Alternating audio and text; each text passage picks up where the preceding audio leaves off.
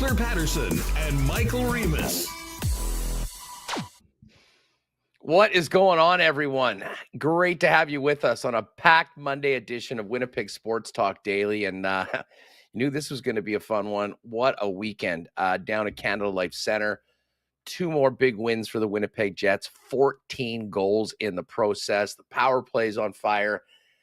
And there is one unblemished team in the National Hockey League, and that team is the Winnipeg Jets. 5-0-0 on the season as they hit the road to kick off a quick road trip beginning tomorrow in St. Louis. The team actually just finishing up practice before moving on. We'll get to some of that.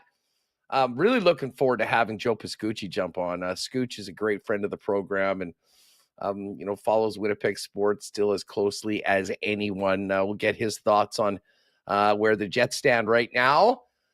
Some more Brian Little memories. What a great presentation ceremony yesterday for Brian Little, which we'll get to. And, of course, we're going to start talking Bombers because Winnipeg has a huge game coming up this weekend against the Montreal Alouettes. The Bombers were back practicing on the weekend, all business, getting ready for the final game of the regular season and an opportunity with a win to book the West Final right here at Princess Auto Stadium. We'll also get to the Bombers and more with Jeff Hamilton coming up a little later on. And, of course, we'll get to the National Football League. There's one undefeated NHL team. There's one undefeated National Football League team still standing.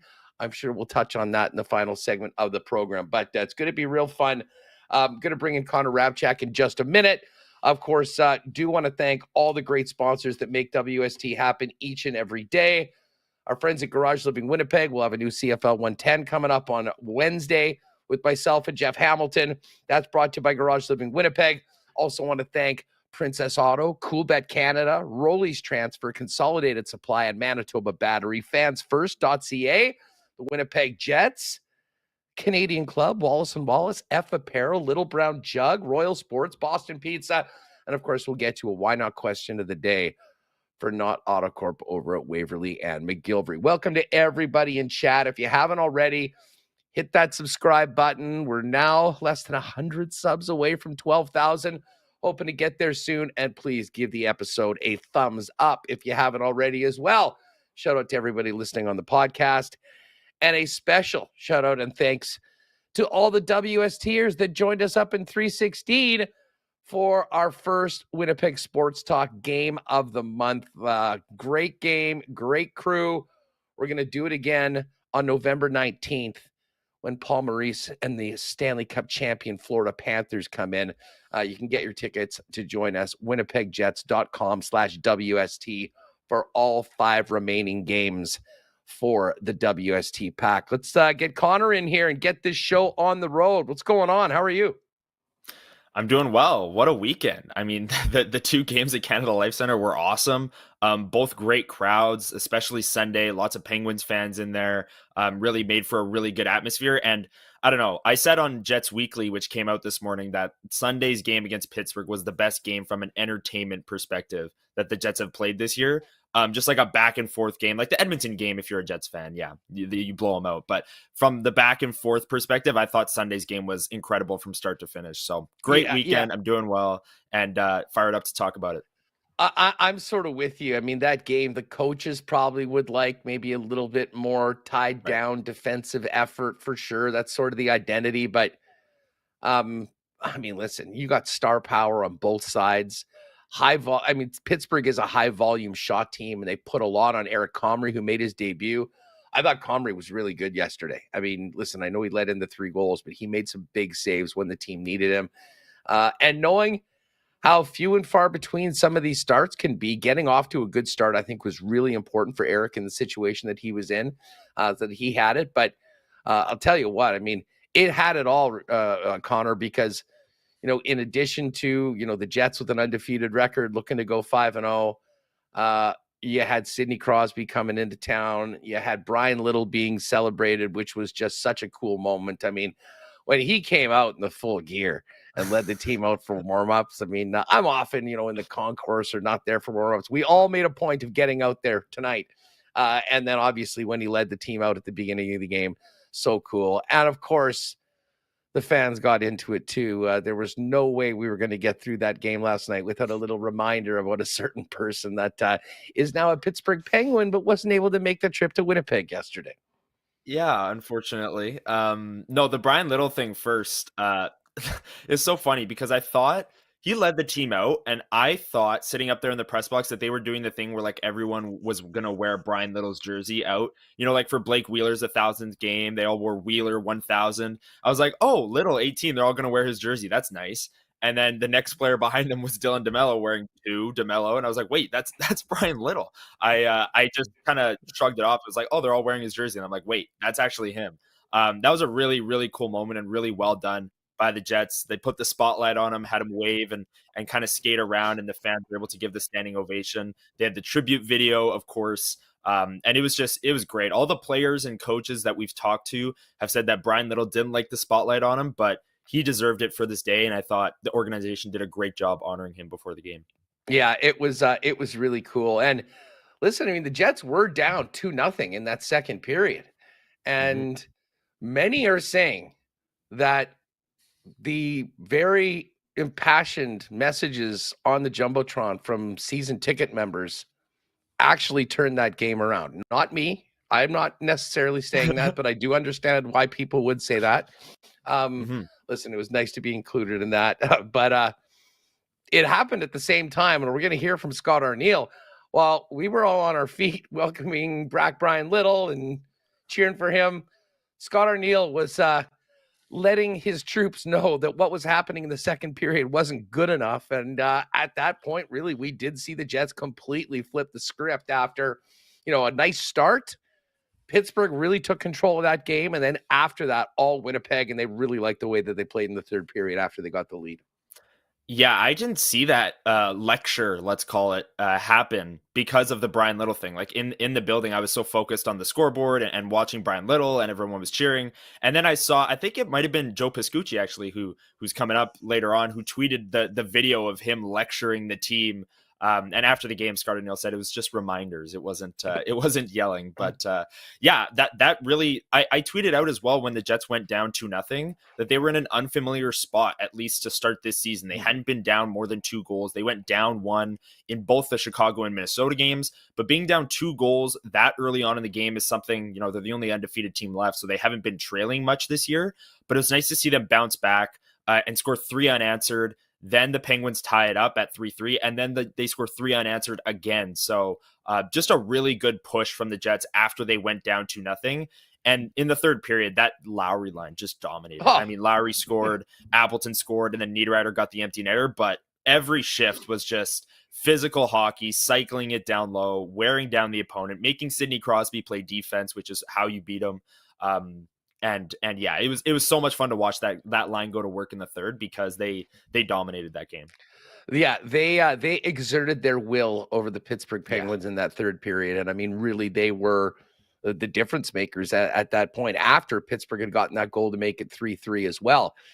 Backing up to the second period, though, I mean, for me, the guy that made things happen once again was Nikolaj Ehlers. And I mean, you want to talk about an incredible weekend. I mean, this was a reminder to everybody that this young man is a star in the National Hockey League, and when given the opportunity, is an absolute game breaker. And drawing the penalty and then not even getting a chance to put a guy in the box because he's already set up that goal, I thought was a huge start. And then from there, things really started kicking off. Of course, you get one, I believe, at 4-on-4.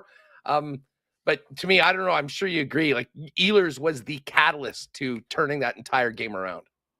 Absolutely. He was my first star of the week on Jets Weekly this morning. So I definitely agree. That 6-on-5 pass, like I encourage people to go back and watch it in slow-mo because there's a split second window where Ehlers is around the guy that he's going around and is able to feed the puck through about like 3 sticks through the middle of the ice to Kyle Connor, who we know with his release and his one-time abilities was able to quickly get that puck off of his stick. But that's just an incredible pass. After he drew the penalty, he would have put the Jets on the power play, but they didn't need it. And then the 4-on-4 play, he was kind of hesitant at the blue line to step up or not, decided to step up, made a great play, stole the puck, dangled around a defender, and then all Nemestikov had to do was sit there, on the back post and tapped that puck in because he stepped around a defender and put it right on his tape. And at that time of the game where the Jets were losing and, that line has been under scrutiny all year long, for Nikolaj Ehlers to kind of pull them out and give them the lead going into the third period was like a huge, huge moment in that game. And yeah, the Jets had 6 different goal scorers and no player with more than 2 points in a 6-3 win. So this was a team effort. Like I said, it was the third line, or the Lowry line. I don't want to number these lines anymore. It was the Lowry line in the third period and the Nemesnikov line in that second period. But Nikolaj Ehlers was the original kind of momentum shifter in this game. And he is a game breaker, and that's what he did on Sunday. Yeah, you mentioned just how spread out the offense was. Every defenseman, with the exception of Dylan Sandberg, also got points. 1 assist for DeMello, Pionk, Stanley, 2 each for Josh Morrissey and Colin Miller. And I mean, even the only guys without points for the entire team was the fourth line of Barron, Gustafson, Iafallo, and then Cole Perfetti and Gabe Velarde. Other than that, everyone was chipping in.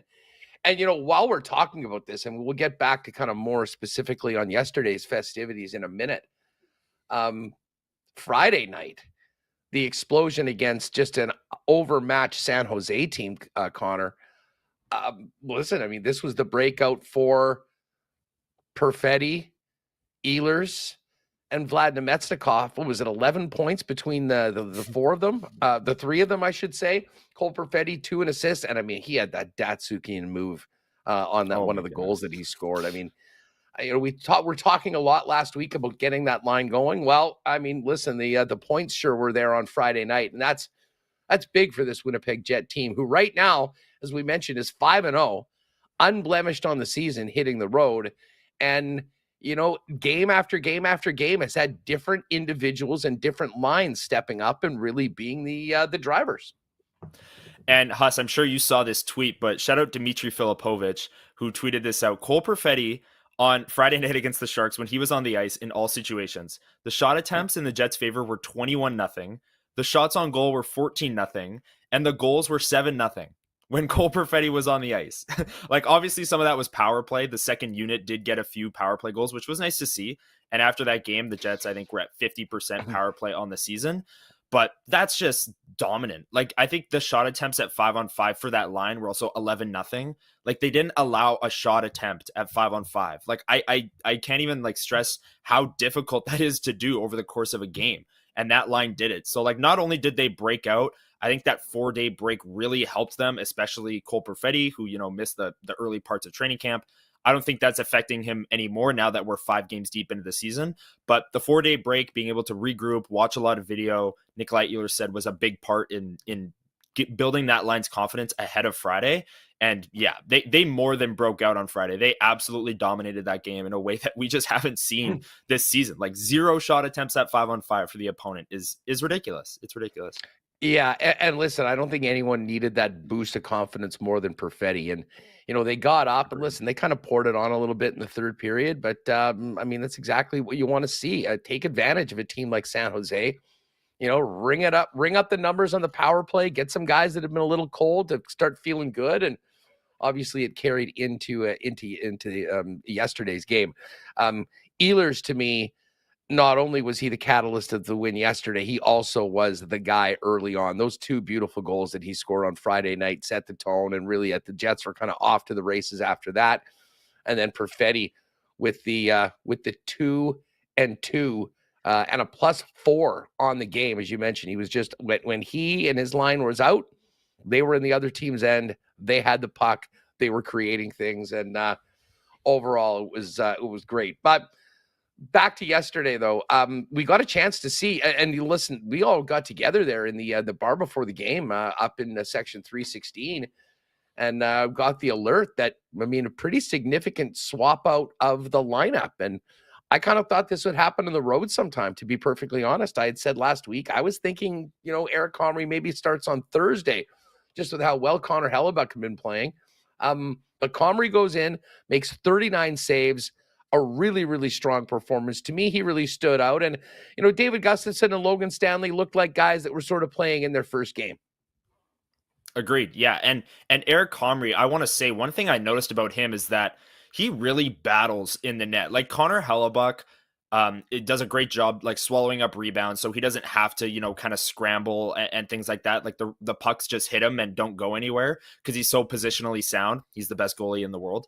But Eric Comrie, when a shot would come from the point or whatever, and there would be a rebound in front, he is battling through sticks, through screens to get to that puck and be in the right spot. And I think that really benefited him a few times. You talked about the 39 saves. The Pittsburgh Penguins had 83 shot attempts in the game on Sunday in all situations. So there were a lot of pucks thrown Comrie's way, and he did a really good job kind of battling through everything that was happening in front of him. And I thought for his first game of the season, coming like 5 games in, he proved that, he can give the Jets some quality starts this year. And this was the first quality start, I'd say, of hopefully many throughout this season. Yeah, no doubt. I'm just looking at the chat, by the way. Great to see everyone here. Hit that thumbs up and hit that subscribe button if I didn't remind you earlier. Thank you so much. T. Will, this is a beauty. How many games in a row do we have to win to flip from wondering when we'll lose to wondering if we'll ever lose? Hey, the fans are happy right now. Why wouldn't you be right now at 5-0? And a big game tomorrow. Tomorrow is going to be wild, dude. All 32 teams in action. Right. They're going to be staggering these games. So we're going to have a field day in the lock shop picking games tomorrow. I can tell you that. And of course, the Jets with a big divisional game in St. Louis against the Blues. They practiced today. We can kind of go over that a little later on. But, for the most part, it did look like Logan Stanley was still skating today with Colin Miller, potentially meaning that he'll stay in for another game. I thought he was fine. I mean, made a couple hits, looked a little rusty on a couple plays as well. But listen, Hayden Fleury has been very serviceable so far. So I guess over the course of this next week, we'll see, given healthy, who might be ahead on the depth chart. Does look like Rasmus Kupari is back with his line. So Gus kind of went in, and obviously, the Connor Hellebuyck will be in tomorrow. But we did get the chant yesterday, and I thought the timing of everything was so good because, really at the beginning of the game, it was about Brian Little. Then it was about the Jets and Penguins. And then in the third period, when things were looking real good and the team was in control of the game, the fans got going, and you knew there would be a "Where's Rucker" chant. This is how it sounded last night.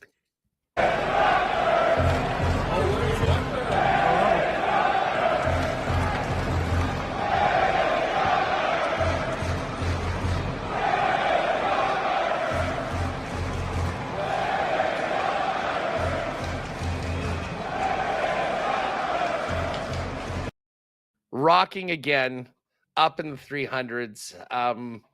Just about everyone got into that one. There was even a little Jaeger's better afterwards, but I thought it was perfect. I thought it was fun. It wasn't over the top. It wasn't nonstop, but Winnipeg fans stepped up and reminded everyone that there was someone we were kind of looking forward to see at one point that wasn't able to make it. Well, I want to further your point about the timing there because, like you said, first period's about Brian Little. Second period, the Penguins went up 2-0. So when the Penguins are winning, like you can't say "Where's Rucker" because your team on the ice is losing.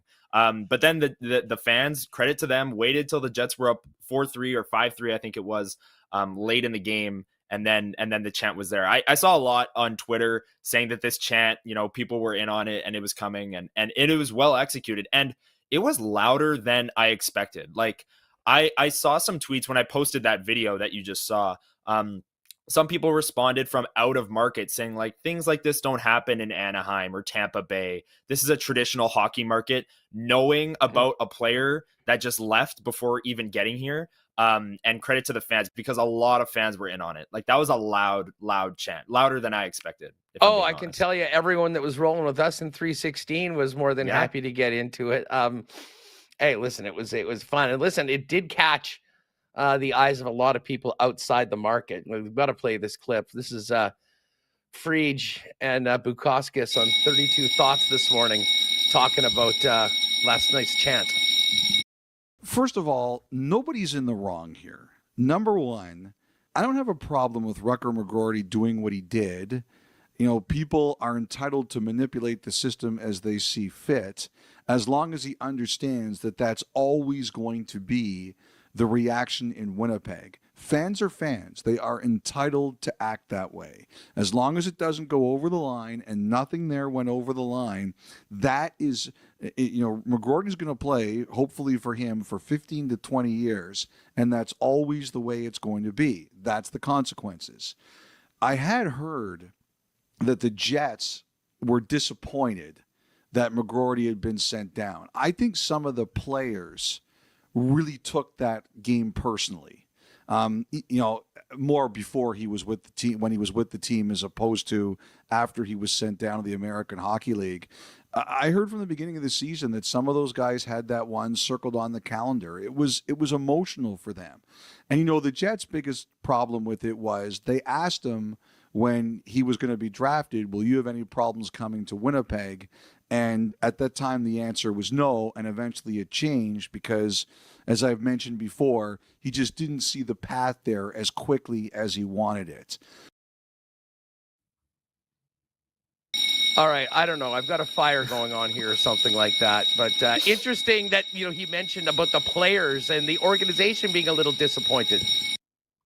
Yeah, I'll stall for you. Well, hopefully that gets figured out there.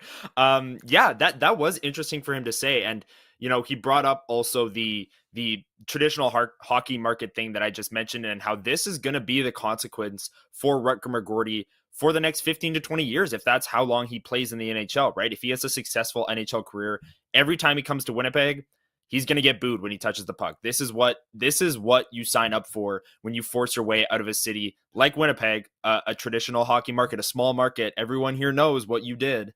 And him not playing yesterday, again, if he was there, he would have got booed every time he touched the puck, things of that nature. But not playing, doing the where's Rucker, all that stuff. I think the fans handled it well. Like you said, it wasn't over the top or anything like that. But yeah, Freach hit the nail on the head as he usually does there. That's going to be the consequence for Rucker going forward.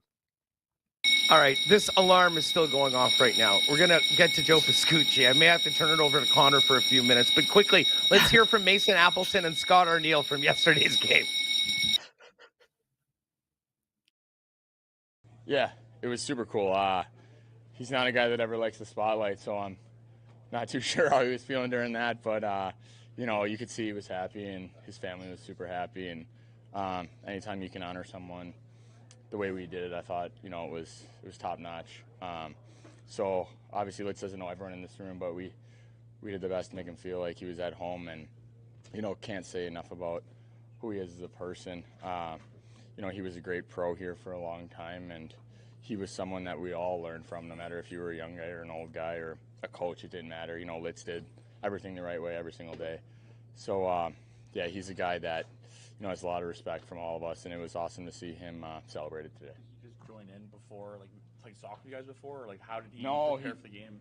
We got off the ice for warm-up, and he was just sitting in his old stall, throwing his gear on. He had Ehlers kick to the corner. So he took back his spot and just threw his gear on and let us out there, and it was pretty cool. Was that the plan all along for him to leave you guys out, or was it? I don't know. I don't think he wanted that. We kind of forced him out, and obviously the camera was going to be on him the whole time, so it only was right that he kind of let us out there. Scott, you know what Brian Little means to the organization. What it was like to have him, involved and see him honored the way that that he was great. Obviously, first time kind of doing it that way for the organization, and having a guy in equipment and skating out there. He was extremely nervous. It was unbelievable. A guy that's played that long, but he was really nervous about the whole night. That his wife and daughter could be here to celebrate with him. It was I thought it was a great tribute. And then we all saw the him up in the press box, or up in the suite there, and speaking again and getting the ovation. That was great from our fans to be able to recognize him, and I'm sure he's pretty appreciative of it. A lot of what I just said. We were we weren't real good we weren't real crisp with our plays that we were with the puck. The one thing about Pittsburgh, they have a lot of veteran, a lot of guys that know how to play. They strip pucks really well, and I thought they did a really good job of that. We were trying to be cute with some of the plays that we were making, and it was really more about execution, and then also our compete. I thought they owned our net front in that second period, and a few of the battles on the walls and in the corners. That was kind of the area for me that they kind of went after us. I think I'm sure that Sully had something to say to them after the first period because we were all over them, and they certainly were the better group in the second. But we found a way to come out of that period like we did, and that's a good sign for any hockey team. Jets head coach Scott Arniel. Thanks to Andrew for quickly pivoting to the audio while the fire alarm continued here. I think we're good for the next little bit. So fingers crossed. Connor, stay with us. Actually, Connor and I are going to get to fan feedback for fans first coming up after Joe Pascucci joins us, and then Jeff Hamilton. And of course, we'll talk a little NFL at the end of the program as well. We got a great doubleheader tonight. Hey, just a reminder before we bring in Scooch, Hammer and I will be getting you another episode of CFL 110 brought to you by our friends at Garage Living Winnipeg on Wednesday. And the push is on. If you want to get that clean, organized garage this fall before the snow flies, give our pal Pat a call at Garage Living Winnipeg, 999-1234. They've got an innovative solution for all that equipment and bikes and clutter in and around your garage called Slatwall. Dozens of hooks, baskets, and shelves that clip into it to get everything off your floor. There's even a cool golf club caddy and tire racks to store those winter or summer tires. And you can do as much of it or as little of it as you want to fit within your budget. This is your chance to clear the clutter, organize, and beautify your garage with Slatwall, polyaspartic floor coating, and made in Canada premium metal cabinetry for a total garage makeover. Check out their amazing work at their website at garageliving.com and give Pat Kanuga a buzz, 204-999-1234, to book a free in-garage consultation or make an appointment to meet them in their showroom at 981 Main Street. Garage Living Winnipeg. Garage is made for living. A big shout out to our friends at Rolly's Transfer. If you have a move coming up, get the white glove treatment from the most trusted name in moving and storage for over 60 years, family owned and operated. It is Rolly's Transfer. The guys have an incredible logistics business that takes them throughout the city and southern part of the province on a daily basis, which means flexible routes, flexible timing, and great prices on your next move. Head over to Rollies.com. At the top right corner, you'll see the request a quote or request an estimate. Hit that. Let them know when and where you're moving. And make sure to put in promo code WST for a special discount for moving services and moving supplies.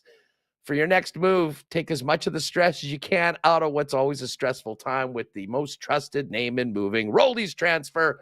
Find out more, request a quote today over at Rollies.com. Huge shout out to our friends at Consolidated Supply as well. Man, what a summer it has been for the gang at Consolidated Supply. Synonymous with the golf industry as the go-to people for irrigation solutions and systems. They've also got artificial turf, golf carts, both new and used as a club car dealer in Manitoba, and other great options for your property, including hot tubs and amazing outdoor kitchens. Of course, they're also the leaders in small engine parts and repair. Pop by and see Consolidated Supply at their showroom, open to the public, 1395 Niagara Road East, or find out more online at cte.ca. And listen, just before we bring in Scooch, a big thank you to Manitoba Battery for their great support of Winnipeg Sports Talk. It was a great summer, and Manitoba Battery powered those boat rides and camping trips and ATV excursions. Now it's time to get ready for winter here in Winnipeg. You got to make sure that your car or truck battery is good to go for what is to come.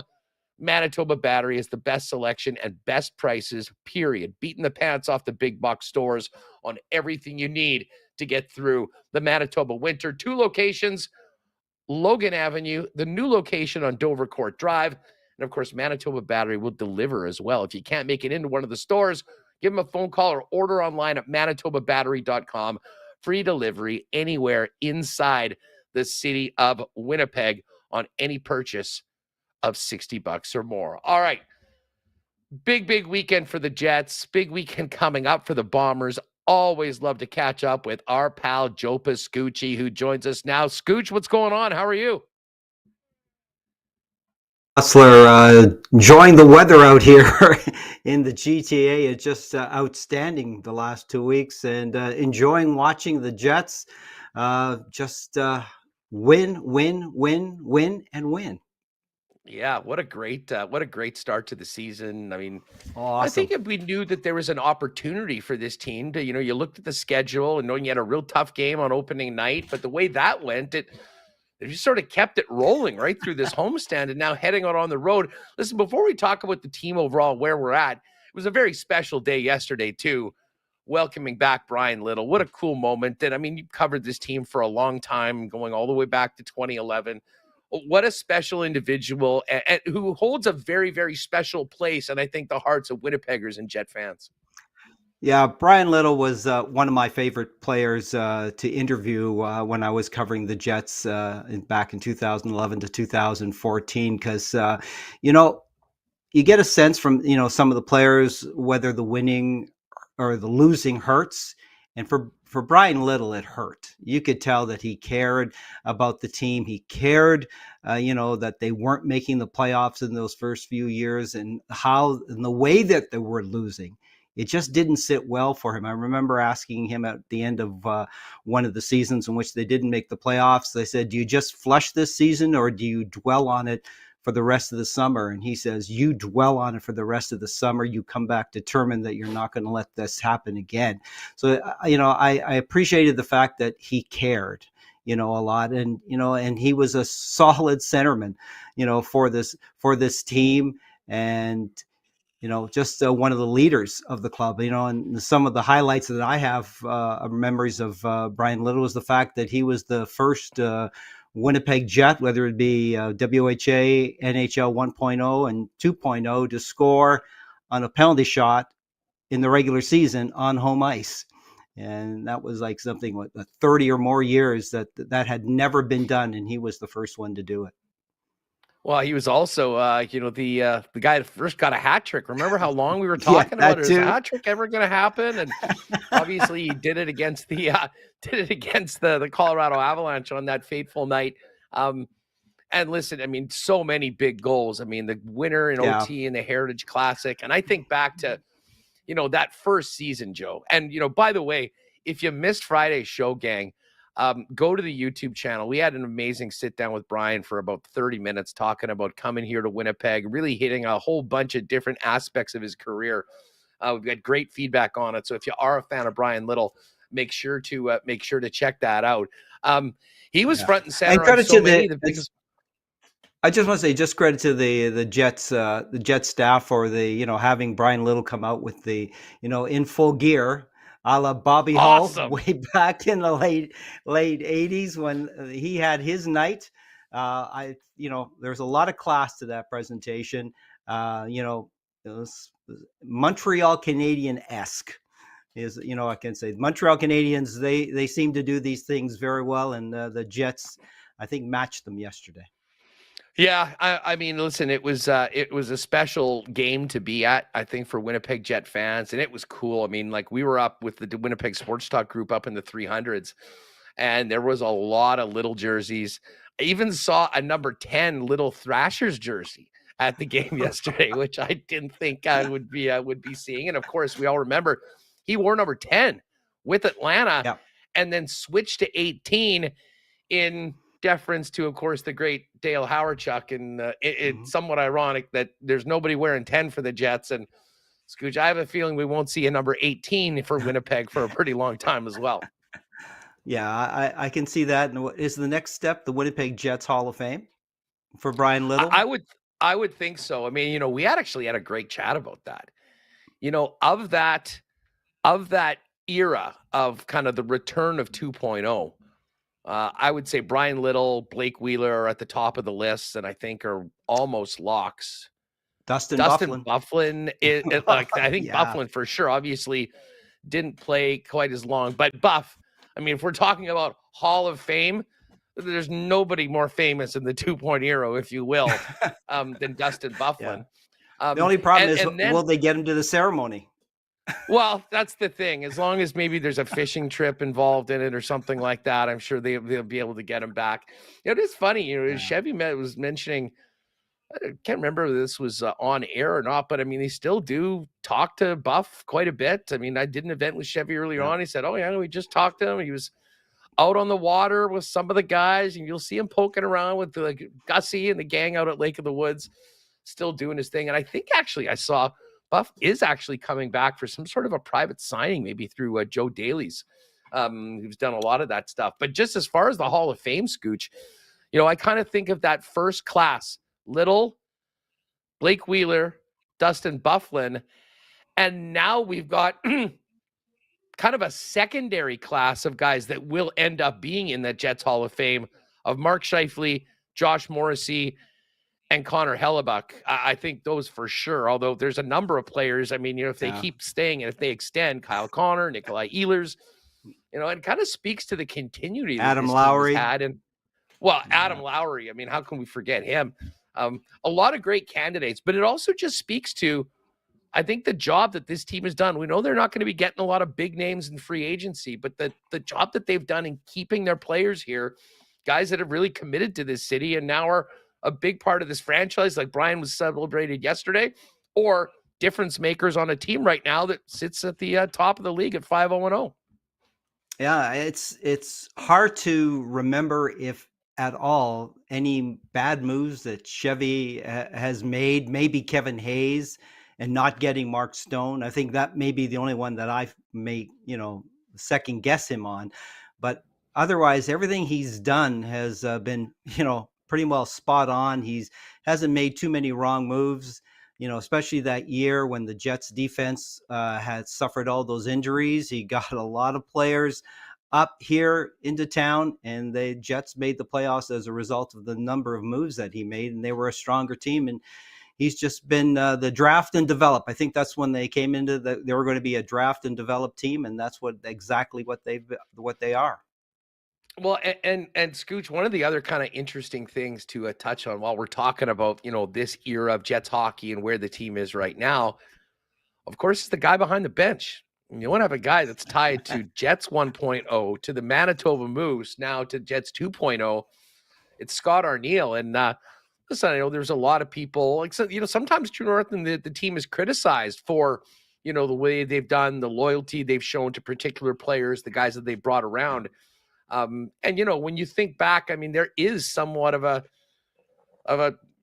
nice story around Arniel being the head coach because of everything that he's done beforehand. But at the end of the day, this is a performance-based business, and the performance right now through 5 games, I mean, couldn't have gone much better for Scott to start off in this taking over for Rick this year. Yeah, and it's, the NHL and even the CFL and sports in general, how many times have we seen an assistant coach elevated to the position of head coach and it just doesn't work out because of that different relationship that the players have with an assistant coach who then is a head coach, and the head coach has to be, more, let's say, hard ass on his players and more, constructive with his criticism of the players. But Arniel seems to, have, navigated that early in the season, obviously, but he has set a proper tone, it seems, for this hockey club. And, yesterday when he had his little moment at the bench where he was, lecturing the team, and it didn't seem like it was a nice lecture, but after the game when Adam Lowry, got the camouflage jersey, I think he got the leather jacket.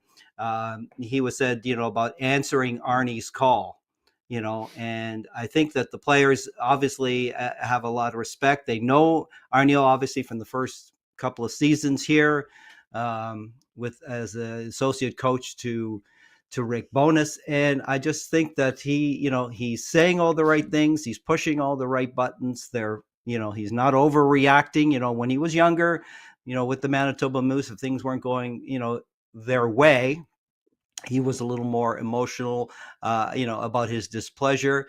And in yesterday's game, the Jets are, that solid start against Pittsburgh. But then all of a sudden, they were trying to be a little too cute at the blue line. They weren't dumping the puck in and, putting it behind their defense. They were trying to make too many things happen, and it was costing them. The game obviously turned in the Penguins' favor. And, after Ehlers had set up Kyle Connor for that goal that made it 2-1. And then he had his little moment at the bench with the players, and they responded the rest of that period with those 2 late goals to take the lead. Yeah, and listen, I mean, if we're on the topic of this weekend, as Connor and I were getting at off the top of the program, I mean, Nikolaj Ehlers, first star of the week, first star of the weekend. I mean, really the difference maker in turning around while kind of getting the Jets off to the races and never looking back against San Jose. And he was that guy drawing the penalty, setting up Kyle Connor. I mean, when he is on the way he seems to be feeling it right now, it is a rising tide that lifts all boats, both of his line, but also of the power play, which has been such a nice surprise. And again, credit to the coaching staff, Joe. They seem to spend an inordinate amount of time throughout training camp on special teams. And certainly through 5 games, they're starting to see some pretty darn good results from all that work. Yeah. 3 things with the power play. Finally putting Ehlers out there consistently on the power play. Second thing, playing with more speed. In the last few seasons, even dating back to with Maurice and Jamie Compon, it was too methodical, too deliberate. This is, this puck doesn't stay on somebody's stick all that long. There's movement to it. When it is not working is when there's no movement to the power play. And the fact that, they're shooting more, I think those are some of the key elements to this year's power play. And they're bringing up the puck. They're gaining the zone. Why it didn't work yesterday was that, in my view, was that the Penguins stood up at the blue line. They were actually pressuring the Jets pretty much at their own blue line, and the Jets just didn't dump it in. All they had to do to, I thought, to get around the way the Penguins were playing them on the penalty kill was just dump it into the corner, chase after it, go get it. And they seem to refuse to want to do that, going back to the old days when the Jets constantly would turn the puck over, whether it be at their blue line or the opposition's blue line. But it's nice to see the speed, especially the speed that they're playing with on the power play. I think that is the number one key. And number 2 is Nick Ehlers. And to combine those two, I mean, I'm sort of with you. It was frustrating at times where the Jets just weren't able to gain possession into the zone. And listen, I mean, we saw this all sorts of times last year when he was kind of quarterbacking the second unit. Like, at what point do we just give it to Ehlers and let him? I mean, he might be the best player in the league when it comes to possession going in and creating and zone entries, basically. Yeah. And listen, there's a lot of talented players, and you've got a lot of options, but I would be suggesting maybe just put it on 27 stick, let him rush it up, because more often than not, he's taking it across, he's using his speed, and then they'll be able to set up, because you can't score in the power play if you don't get it set up in the other team's zone, and nobody does that better than 27. Yeah, and exactly, and they were doing that. Just the Penguins changed it yesterday with the way they were, trying to kill the Jets' power play. So I'll give credit to the Mike Sullivan and the Penguins coaching staff for figuring out a way to slow down the Jets. But I think that, if the Jets had more opportunity on the power play, they would have figured that out and would have adapted to it. But with Ehlers, I mean, 5 assists, the 2 goals, but I think 4 of his 5 assists are probably primary assists, where he's the guy that basically sets it up, put on a tee, for the goal scorer. Joe Pascucci's with us here on Winnipeg Sports Talk. Scooch, I know there's a big focus on yesterday's game and obviously welcoming back Brian Little. Friday was Hellebuyck night, though, and it was cool. A lot of fans got a chance to get their pictures with the Vezina Trophy and the Jennings Trophy, and there was a nice moment in the first period where Hellebuyck was acknowledged and everyone was on their feet chanting his name. And, we got into it at the end of last week, and just in kind of bar top conversations, just what an incredible career he's had. The fact that this is the first year of his extension, and, when Connor Hellebuyck's finished, Joe, where he will sit in the annals, not only of Jets players, not goaltenders, but Jets players, some of the best Jets ever, but also really on a path to the Hockey Hall of Fame if he continues going. And some would argue that he's probably already done enough with the 2 Vezina trophies, but we know there's lots of tread left on the tire of Hellebuyck. But just thoughts on, what he's turned into amongst the greatest Jets of all time. Yeah, he's definitely the greatest goaltender in Winnipeg Jets history, going back to even the WHA. And before he's done, he's going to have more shutouts than all of the shutouts combined in the WHA years and the Jets 1.0 years. He's going to have more shutouts than those teams ever had combined.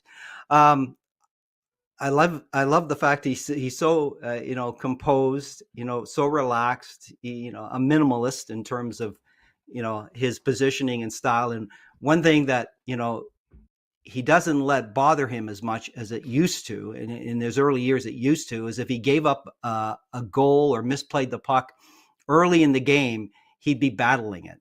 It would bother him, and it seems that whenever he had a goal scored against them early or misplayed the puck or just seemed out of sorts, it was a struggle for him the rest of the game. But in the last couple of years, he has been able to, if it's not the start that he wants, he's been able to overcome that, settle himself down, and play brilliantly. I mean, the 3 goals that San Jose scored, I mean, the first one, he really had no chance. He maybe only led in one questionable goal that, he preferred that maybe if he had a second chance, he would have stopped it. But he has been basically, the calmness. I remember Doug Smale used to say this about Bob Essensa, that when Essensa was in the net for the Jets, that he exuded peace, and calm.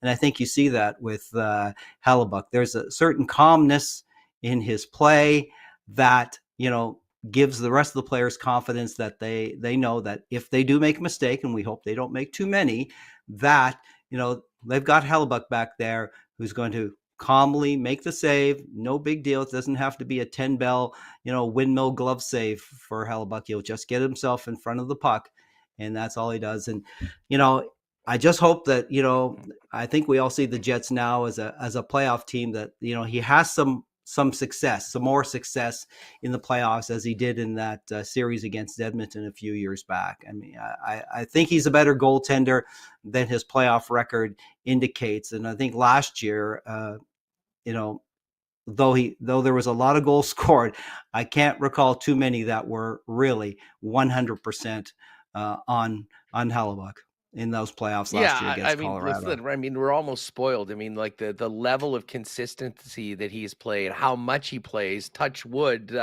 pretty much always available, is something special. And while we're on that topic, a guy that I'm not sure gets enough credit, Scooch, is Wade Flaherty.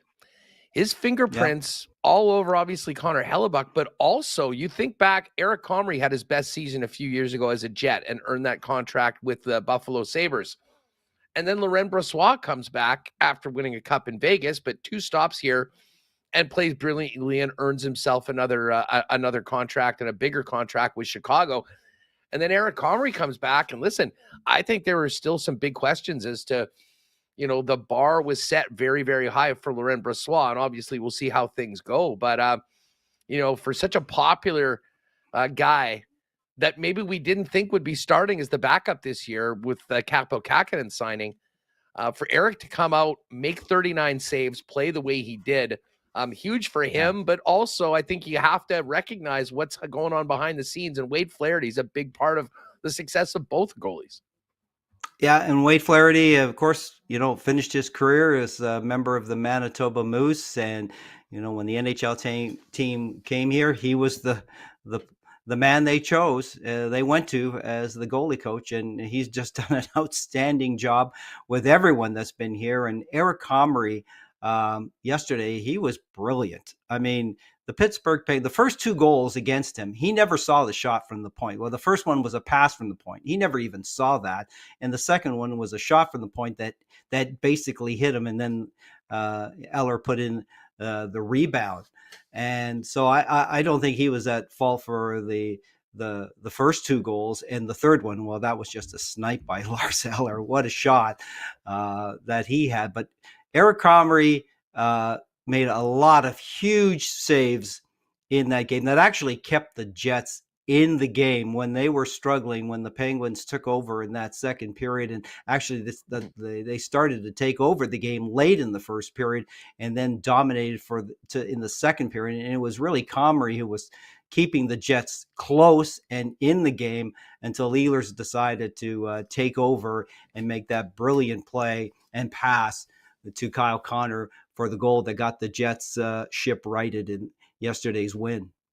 Hey, Scooch, well, I've got you, and Hammer's going to be coming on. We're going to get into a little bit more coming out of Bomber practice today, but I've got to ask you about the blue and gold. I mean, a missed opportunity last week in clinching the West, but when you still think like 2-6, 0-4, I mean, if you told anyone at that point they'd be going into Montreal in the final week of the regular season, win, and you get the West final, they certainly would have taken it. But what do you make of the Bombers' predicament right now? Hitting the road, still with some work to do before clinching the West final. And then, of course, BC looking like a completely different team with VA in at quarterback on the weekend. Yeah, how things have changed in the CFL West in a matter of 2 weeks. I remember when the Bombers started 0-4, tweeting maybe the best way for the Bombers to make the playoffs is to be the crossover team in the East. And as you said, now they have a chance to clinch first place again with a win in Montreal against the Montreal defense that always seems to play the Blue Bombers tough, just like the Toronto defense does. It just always seems to, be able to contain, Zach Collaros and what he can do with that offense. So hopefully the fact that Montreal really has nothing to play for, except maybe pride and maybe this show from last year's Grey Cup. Hey, we really did deserve to win that Grey Cup last year. It wasn't just a fluke. And I think Montreal definitely wants to head into the playoffs on a winning note. Last year, of course, they had that big winning streak going into the playoffs. So I don't think they want to go into the playoffs, losing 2 in a row. So it's going to be a tough game this weekend. It'll be interesting to see how Jason Moss uses his quarterbacks and uses his players. I just hope that, the Bombers can, get the offense back on track again, but it's going to be tough against that Montreal defense. And nice to see hope to see Brady Oliveira, take over the game, because obviously I think that he's going to be the most outstanding, or named the most outstanding player in the CFL this season. Yeah, well, I mean, listen, and especially come playoff time, that's a regular season award, but I would argue that his importance is even greater come playoff time. And listen, I mean, it's wild because this is going to be the last day of the regular season, and the Bombers play Montreal at 2, and then Saskatchewan gets what's left of the Calgary Stampeders at 6. So they really have to rely on getting the job done themselves. And I would suggest even more so after watching the game on the weekend with Vernon Adams returning as quarterback of BC and how they looked against Montreal, that winning this game and not having to deal with the BC Lions in the West semi will be big. Like I watched that game, Joe, and I was thinking, this is so night and day. You know what? I actually would like to see these two teams go at it again in a rematch of last week back in Mosaic and see how different things might look with Vernon Adams, because I mean, it really was night and day from that ugly performance where they got just absolutely walloped by Saskatchewan by 31 the week before, in a game that had so many implications for the playoffs. It is interesting how Saskatchewan has sort of, now that Trevor Harris, when he returned, how they've gotten themselves back in it. They look like they were, destined to be a third place team.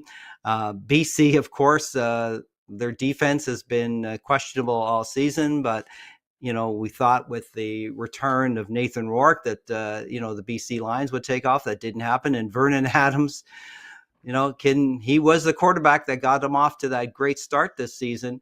The Bombers did beat him here in Winnipeg, but Vernon Adams, he's got something to prove. Obviously he's, BC has a decision to make at the end of the season, and I don't think Vernon Adams is going to be the player they're going to keep at quarterback. So Vernon Adams has got something to prove. And yeah, you're right. I don't think I'd want to play BC in the semifinal playoffs. I'd rather face them, in Winnipeg on a cold November Saturday afternoon than having to face them, in a week's time when BC will be very, very hungry to show up the Bombers. And I think you can get back at them for what they've done the last few years. Hey, Joe, before we go, I got to hit one other football topic with you. I'm not sure if you saw the Bison game on the weekend, but I saw the ending. We're down. The Bisons were down 30-4 with a minute left in the third quarter. They storm back with 3 touchdowns. Maya Rudolph kicks a field goal to get it to overtime. They then give up a touchdown on the first possession, go right back down, put it in the end zone, go for 2, throwing to the back of the end zone to A.K. Gassama. They get it, 38-37.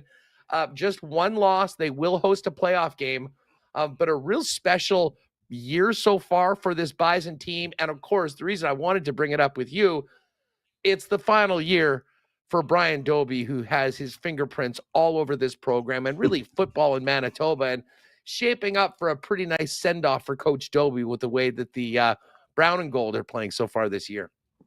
Yeah, Vanier Cup Championship would sure be a great way to leave coaching in the Manitoba Bisons. I'm wondering, with the team playing so well, Brian, why are you leaving, the team? Because they have been very entertaining. There's no quit, obviously, in this club. And the way that they came back, it reminded me of the Bombers in, I think, 2004, when they came back from 17 points down with like 3 minutes left to force overtime against Calgary, and won that one in like a double overtime against the Stampeders. So it's great for the Bison football program, great for Brian Dobie. I remember, it took a couple of other coaches to coach the herd before the university athletic department finally turned to Brian Dobie, and what an outstanding job that he has done with that program. Brought a lot of respect back to that football program, and I congratulate him on just an outstanding career, not only with the Bisons, but of course over at Churchill High School. And if he's not in the Manitoba Sports Hall of Fame, he should be. Scooch, you are a Hall of Famer to all of us. Thanks so much for doing this. It's always great to catch up. And listen, exciting times for Winnipeg sports with the Jets playing the way they are. And of course, the Bombers one win away from booking that West final. Let's do this again soon, pal. Thanks so much for your time. Anytime. Appreciate it. There Bye-bye. is the Scooch himself at Pascucci015 on X. One of the best follows with some of the coolest footage from the archives. So give him a follow if you haven't already. All right, let's get to some fan feedback here for our friends over at Fans First. Fan feedback is brought to you by fansfirst.ca, your best option for buying and selling tickets with no fees. What you see is what you pay. I can tell you, as a season ticket holder, I've used Fans First numerous times over the last couple of years, and in fact, had an extra pair yesterday that some friends couldn't go, so very easily got rid of them on Fans First yesterday, and I just checked my email. Boom, next business day, the money is in your account for all your buying and selling needs on the resale market for Winnipeg tickets. You can use fansfirst.ca, the best for both buying and selling. All right, lots in the chat, and this goes back to our conversation about Nikolaj Ehlers, as well as the power play. And listen, Jay Miller right off the bat, and I think a lot of people will be right there lockstep on this one, extending Ehlers should be priority number one for Chevy. Haven't heard anything on that. We haven't heard whether Nikolaj Ehlers is really interested in talking about that extension right now, but tell you what, the way things are going, this team needs Nikolaj Ehlers. I think we can all agree on that. Now, we were talking about the power play. Leslie Mitchell said the first power plays yesterday, the zone entries were non-existent. SK, I'm with you most of the time, Huss, but Ehlers is so erratic. I don't want him carrying it all the way up, like when Ehlers gets it past the center line. I don't know. I mean, he's just so good at that. I mean, he's so fast. He's so dynamic. And the numbers speak for themselves about what he's able to do with those zone entries. Julian Labossiere said, Huss just summed up pretty well by the analytics community, like guys with skill that are also positive in transition. All the skill in the world means nothing if you can't enter the O-zone. And Vern Fecta asking, does anyone else know the power play alignment rotation system? They mirror each other if on the other side. And then SK, another one, the whole team vibe seems better with the Jets this year. Nothing forced. It seems natural like never before. Keep on coming with the comments. We'll get to that throughout the show, but fan feedback is brought to you by Fans First, by fans, for fans, no fees. Check it out today at fansfirst.ca. All right, we just chopped it up with Scooch, talked to Little Bombers. We're going to be getting into a lot more Bombers with Jeff Hamilton coming up right away. Of course, we need to wait until the results of this weekend to figure out when we'll be back at Princess Auto Stadium. The Bombers will have a home playoff game. Is it going to be November 2nd in the semi, or can they win on the weekend and book the West final for November 9th? Of course, all of our Bomber reports and coverage brought to you by Princess Auto, founded and headquartered right here in Winnipeg, proud sponsors of Winnipeg Sports Talk, and of course, the Winnipeg Blue Bombers as the home of the blue and gold Princess Auto Stadium. Princess Auto also has 2 locations to serve you, Panet Road and Portage Avenue West, where you'll find the best deals on the most unique assortment of tools and equipment around. Everything you need to complete the projects on your list or start something new is at Princess Auto. Of course, you can also shop online 24/7, 365 at princessauto.com. Big cheers to the gang at Canadian Club, Canada's favorite Canadian whiskey. And speaking of the Bombers, the official spirit of the Winnipeg Blue Bombers, I know they'll be getting the reinforcements in of Canadian Club for the game on the weekend, or the game coming up, whichever weekend it is. Of course, Canadian Club's the official spirit of the Bombers, available throughout Princess Auto Stadium. But you can also pick up the great taste of Canada's favorite Canadian whiskey, Canadian Club, at your local Manitoba liquor marts. And the next time at your local beer store as well. Keep your eyes peeled for Canadian Club and ginger ale, pre-mixed cocktails in cans. Nothing like it. You can pick that up at the game as well the next time you're down at Princess Auto Stadium. Big thank you to Wallace & Wallace, Winnipeg's fencing and overhead door specialist, for their support of Winnipeg Sports Talk. You've seen their fences and trucks all over the city. They've been serving residential and commercial customers since 1946. If your property needs the security and protection of a new fence, they've got you covered with vinyl, ornamental, welded wire, chain link, or wood fences. And if it's time to replace your garage door, we got Winnipeg's largest selection of overhead garage doors as well. Give them a buzz, 452-2700. The Wallace & Wallace team will arrange a time to come out and give you a free estimate. You can also visit them at wallacefences.com, wallacedoors.com, or pop down to their showroom on Lawson Crescent just off of Kenniston. And a big cheers to the fellas over at F Apparel. Gang, with fall completely here, winter just around the corner. If you're looking into the closet and realize you need to up your menswear game, head on down to F Apparel, 190 Smith Street. Custom suits starting at just $400, along with chinos, cargo pants, golf pants, custom shirts, both tucked and untucked styles, and an incredible selection of menswear accessories. Getting married or in a wedding party, make sure to talk to the fellas about a 15% discount when the guys get their suits for the big day at F Apparel. F's at 190 Smith Street. Find out more. Make an appointment to come in for a fitting online at F. That's EPH apparel.com. All right.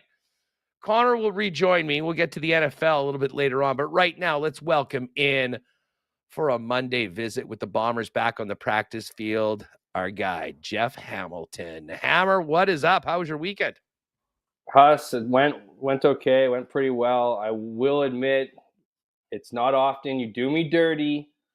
Not often you do me dirty at all. We've been close friends for a very long time. But following the scooch on a Monday, I wish, maybe a heads up outside of a bit of a warning on Twitter. I would have got to bed maybe a little bit earlier yesterday or something. Maybe did my hair differently. I don't know. But, it's good to be here. He was regardless. great. He was great. Is. So much fun having Joe on the program. And as I say, if you don't follow Joe, I mean, he truly is the Winnipeg sports historian as well. But I don't know, was just back for Thanksgiving a couple of weeks ago. few people still is on top of Winnipeg sports, even being outside of the market, as our pal Joe. Always finds Listen, his we'll way talk to the Grey Cup. Love that part yeah, about him. exactly. Hey, Always seems we'll to be get there. to. I want to get your thoughts on the Jets coming up, but let's first start off with the Bombers. And listen, we're going to kind of dive into everything going on heading into this final weekend on CFL 110 coming up on Wednesday. But Bombers right back at it. And you had mentioned this last week. This was not going to be the extended bye that often you'll see during the season. Bombers back on the weekend, all business in preparation for a huge game with a lot on the line against Montreal on Saturday. Yeah, I think I mumbled a couple things about 2 weeks and the bye weeks or whatever. I got clarification on that. It's actually in the first 2 weeks of the CFL season and the last 2 weeks of the CFL season. The mandated days off, I believe, dropped from 5 or at least 4 because it drops it has to drop. So it drops to 3 days for those days. So coaches only, they can give you more if they want to give you 5 days off or however long, they want to give you off, they can do that, but they can limit you to 3. And that's exactly what Bombers head coach Mike O'Shea did this time around, as done in previous years. The way Jake Thomas, as I was getting in his ear at practice on Friday, a rare practice on Friday with a week off last week, about getting new player reps, of course, him being one of them for the players union. And he said, yeah, it's interesting. It's like, at this time of year, you want to be back on the field, you want to be playing for something, so there's no issues. But it's those first 2 weeks that guys really seem to get screwed over, he says, because it just feels like an extended training camp, because guys can't really go anywhere because the season hasn't really got started all that much. Well, I mean, listen, I get it. There is, I mean, listen, I think it's good that, they're going to be getting some extended practice right now because, obviously they're coming off their one blemish over the course of the past 2 months. But there is so much on the line in this trip to Montreal on the weekend for the Bombers, in that, win, they earn themselves another bye next week. They should be as healthy as possible for the West final. You turn it around the other side and don't get the job done, and all of a sudden you're at home with a BC Lions team coming into town that looked a hell of a lot different with VA at quarterback on the weekend in their win over Montreal. Well, yeah, I mean, to me, I thought the Lions looked good, but Montreal wasn't playing for anything. So, how much stock can we really put into it? I mean, and we're going to probably see that this week when the Bombers head to Montreal, is how are the Alouettes going to look? Well, the fact of the matter is you don't have, 70 guys or 80 guys on your roster to just play a whole separate team. You're going to see a lot of familiar faces on the, in this regular season finale for the Alouettes. And, the Bombers are going to have to, but regardless, I mean, this is what I find interesting, Huss, is that there's a lot of talk about whether or not Cody Fajardo will play this week, after playing a full half, against the Lions this week. And the reality is he, even if he doesn't play, is Davis Alexander a worse option? It's like people, one thing I thought was interesting on the TSN broadcast was how they kept talking about how, are you going to leave in Cody Fajardo this long? Glenn Suter was going to have a heart attack in the booth. It felt like he was just kept being like, oh my God, he took another hit. I'm thinking in the back of my mind, maybe the Alouettes wouldn't mind if Cody Fajardo, I'm not saying they're hoping he gets hurt, but I think they have a backup plan in Davis Alexander that allows Cody Fajardo to take hits to get back in his rhythm after not really playing much over the last month. So, consistently at least, right? So, I think the Bombers are in tough regardless. They're going to go with the full mindset. I think that's the benefit and the drawback here, is that you hope, if you're a Bombers fan, you hope that they're locked in here. They're, maybe that was as you mentioned, the lone blemish in an otherwise perfect run, and they can go into the playoffs playing again, winning 8 of their last 9 games instead of 9 straight, or 10 straight or whatever it would be. My math's off here, but you get the point. So I think they want to be playing hard. They want to be playing well, go into that, win the game, take care of business. I thought Brady Oliveira put it perfectly on Friday. This team wants to earn that win. Now, you still earn the win, even if it results in a loss from a different team. You still had to get the damage done in the season, but there is something to earning that, out of a game and not having it, handed to you. So this team is focused on doing that. They're focused on, I think with Mike O'Shea, it'd be interesting if the Bombers did have it locked up. I think you would see less of Zach Collaros, but I think you'd still see a lot of starters. Talking to guys, they don't really have the benefit of saying, obviously, in this situation, whether or not they would want to play in a game. They all have to play, but if you're going to believe them, pretty much all of them would say that they would play in that game, regardless of what it meant in the standings. Well, for sure. And listen, it's not going to be given to them. I think we can safely say that there is a snowball's chance in hell of this Calgary Stampeders going in and beating Saskatchewan Saturday night, regardless of whether the Bombers win or lose. I mean, I guess if they just rest everybody, if the Bombers win right off, maybe they just mail it in knowing they're going to be playing the next day. But if that game means something, if they can beat Calgary and host the West Final, it's happening. I mean, those teams are so far, in such different places right now. Listen, it's going to be on Winnipeg. And, they kind of used their mulligan, if you will, last week with that loss to Toronto. They've got this chance to do it, but they are going to have to take it. Do you have a read at all on Montreal as to how, because I'm sort of with you. Like, I don't think there's a big drop off from Cody Fajardo to Alexander. I think the big question is, are there key players at the skill positions on offense? They're leading defenders. Do we think those guys will be in there for the full game? And will they really be playing to win this game and maybe, deal the Bombers a tough hand? Or is it all just about being healthy and being as good as they can be when it counts for them, which is the East Final on November 9th? Well, if you hear them, Huss, it's going to be all of the above, right? They're going to tell you they want to win the game. Of course, they want to win the game. Anyone who puts on pads and goes onto a field, whether it's professional sports or otherwise, wants to win the game.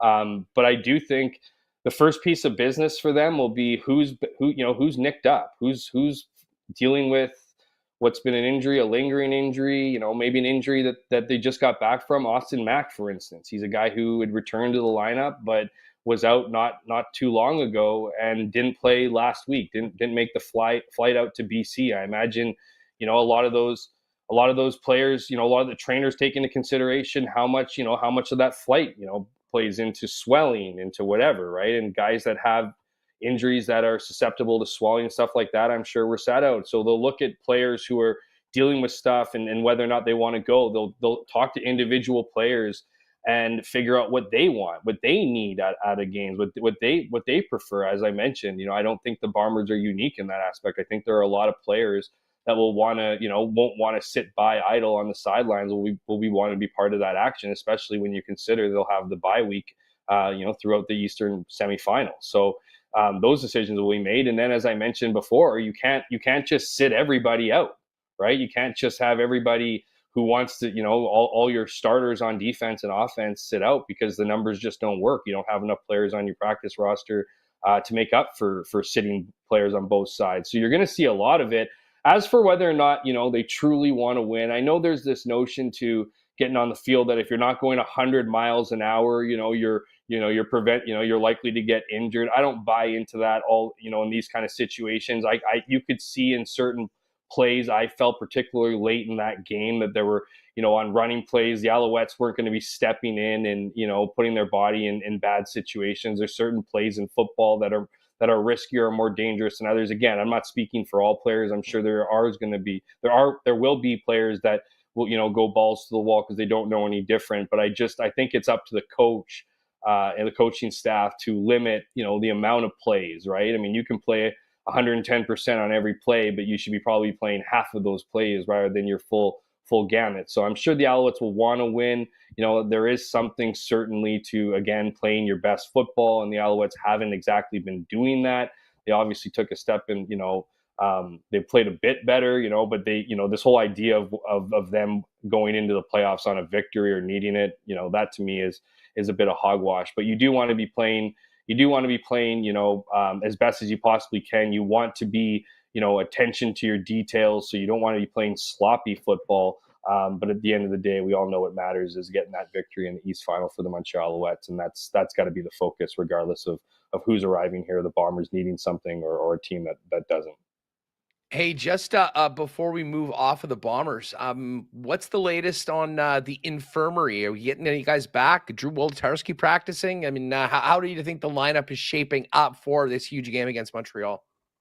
Yeah, like there's some good news. I mean, I see that Kyrie Wilson's kind of returned back. He went retroactively back onto the 6th game after he had hurt himself in warm-up back in Edmonton, I think about a month and a bit or whatever ago. He's back out practicing. Drew Wolitarsky, I'm not at practice today, but he was, on the weekend, he was running, reps in just his regular clothing, which you don't see all that much, but he is eligible to come back on the practice roster after being on the 6-game injury list. He's been on there for at least 4 or 5 of those games, those weeks. So he's eligible to come back. We'll see. I think for them, I don't know if they'd be willing to rush him back for that game, but if he's able to play, I'm sure they want to see him. I mean, I'm nothing against, or I guess credit to the receivers in there. The Bombers have been okay. I know they would really like Drew Wolitarsky back, not just for his, an ability to catch the ball, but for blocking, line of scrimmage work, and all those things. But the receiver group is looking good. But anyways, my point being is I think they wouldn't, if he was ready to play, they probably would play him in that game. See, just test things before, before testing it in what would be a one and done game in the playoffs. So I imagine he'd play if he's capable. We'll have to wait on that. As for, Brandon Alexander, I don't expect Brandon Alexander to be back this season. He's wearing a cast. I believe he had surgery on the hand.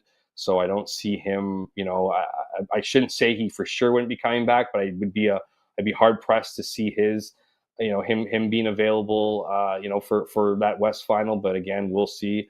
And obviously the usual players that we know of, and, Chris Streveler, Adam Big Hill, all those kind of heavy hitters. But, I sit here and list off, what is a handful, and some are certainly notable players.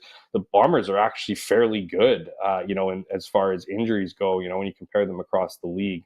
I think they're in good shape, and certainly a lot of the guys that have grown throughout the season got those reps early on from injuries. That's another guy, Miles Fox. He's another guy that he's back. He should be back this week. He's been out with an arm injury since week 2. Bombers were high on him, much like they were high on like the Garbuts and other guys that got injured early on and now are making impacts later in the year. So the Bombers are actually, despite having obviously, a few notable key names out of the roster, are fairly healthy, and because of their injury issues earlier on in the season, have some depth that is really turning out to be, key contributors as whether or not their starters are coming in.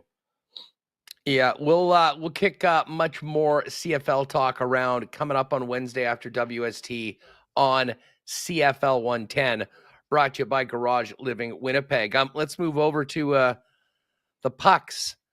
How about that weekend for the Jets? 5-0, lone team without a blemish, a perfect 5-0 record on the season, but a really special weekend. I mean, recognizing the greatness of Connor Hellebuyck, the second Vezina Trophy on Friday, and then Sunday, huge win against Pittsburgh.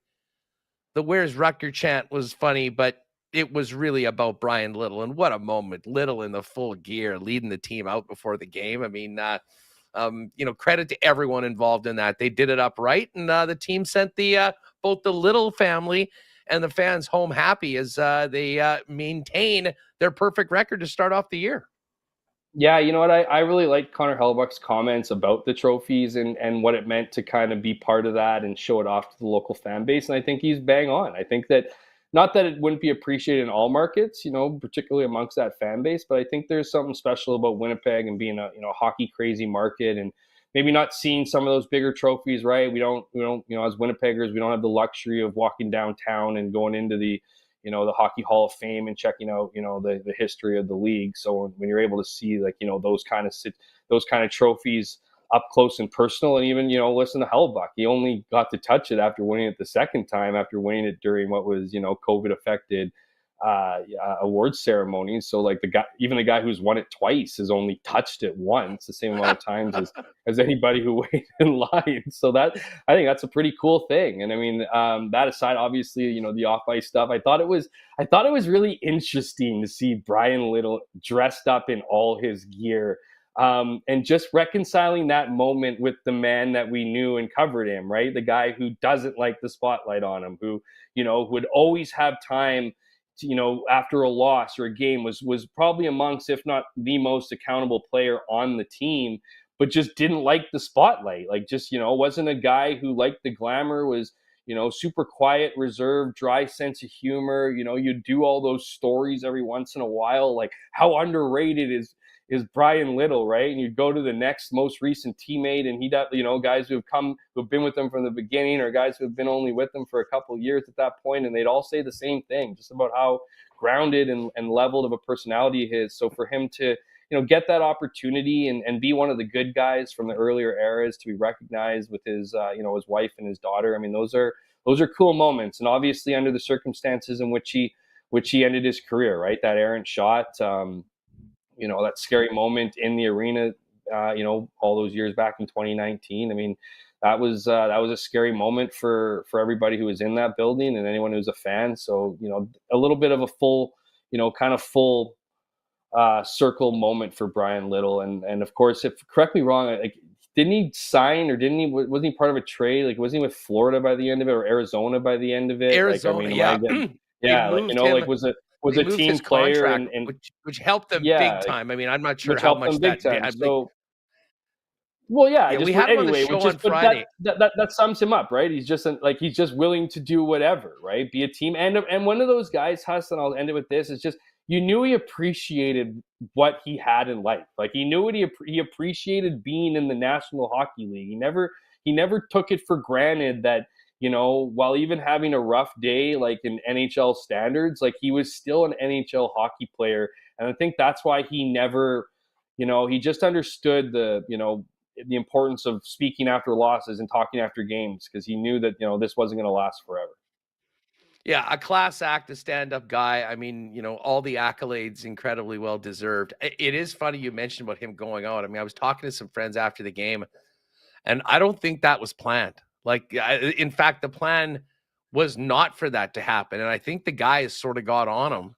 The guys must have got on him. They must have got on him, because and then I can't think of another way of that possibly happening. Like, I couldn't see like them being like, "Hey, Brian, would you be interested in gearing up the entire, and stepping on and doing like a victory lap?" Like, he had to have been pushed by those guys that, in that locker room. Yeah, well, I mean, listen, I know Edler did a similar thing a couple weeks ago when he signed his one-day contract to retire as a Vancouver Canuck. And it was just a really nice touch. And obviously there was, a number of platitudes from some season ticket holders and whatnot that, that played during the game. But, the interview during a break, which I think was somewhat close to Arneal sort of losing it on the guys quickly and reminding them that there's a hockey game to be won here and turning it around. It was phenomenal. And, I mentioned that, I think, Brian was tearing up a little bit, and I think there's a lot of people that were, and it was just cool to kind of come full circle, welcome him back, and allow he never got this the chance, proper right? send-off. He never got this chance. No. He never got this chance. Not like, he at never, all. it was medical appointments after, it was injury updates, and then it was kind of nothing. You know what I mean? Like, he never really got to say goodbye to the fans. He never really got to have his moment. It was, it was missing. It was missing in a lot of ways. Sorry. Yeah. And of course, once that trade happened, no longer technically being with the organization, they had to wait for that contract to wrap up. And tell you what, he still looks good. And as I said, if you missed the interview we had with him on Friday, check it out. Talk about his greatest memories of Winnipeg and being a Jet and all that. Also talk about what he's doing now. I mean, he's a triathlete, and you could tell he was still in great shape. I mean, when he went out there, at a certain point when the power play wasn't clicking very much, he wouldn't have minded 18 getting out there last night and giving a couple more shifts. Obviously, that's not going to happen, but it was a great, great afternoon. And of course, and Phyllis had a comment. I'm just going to pull this up here.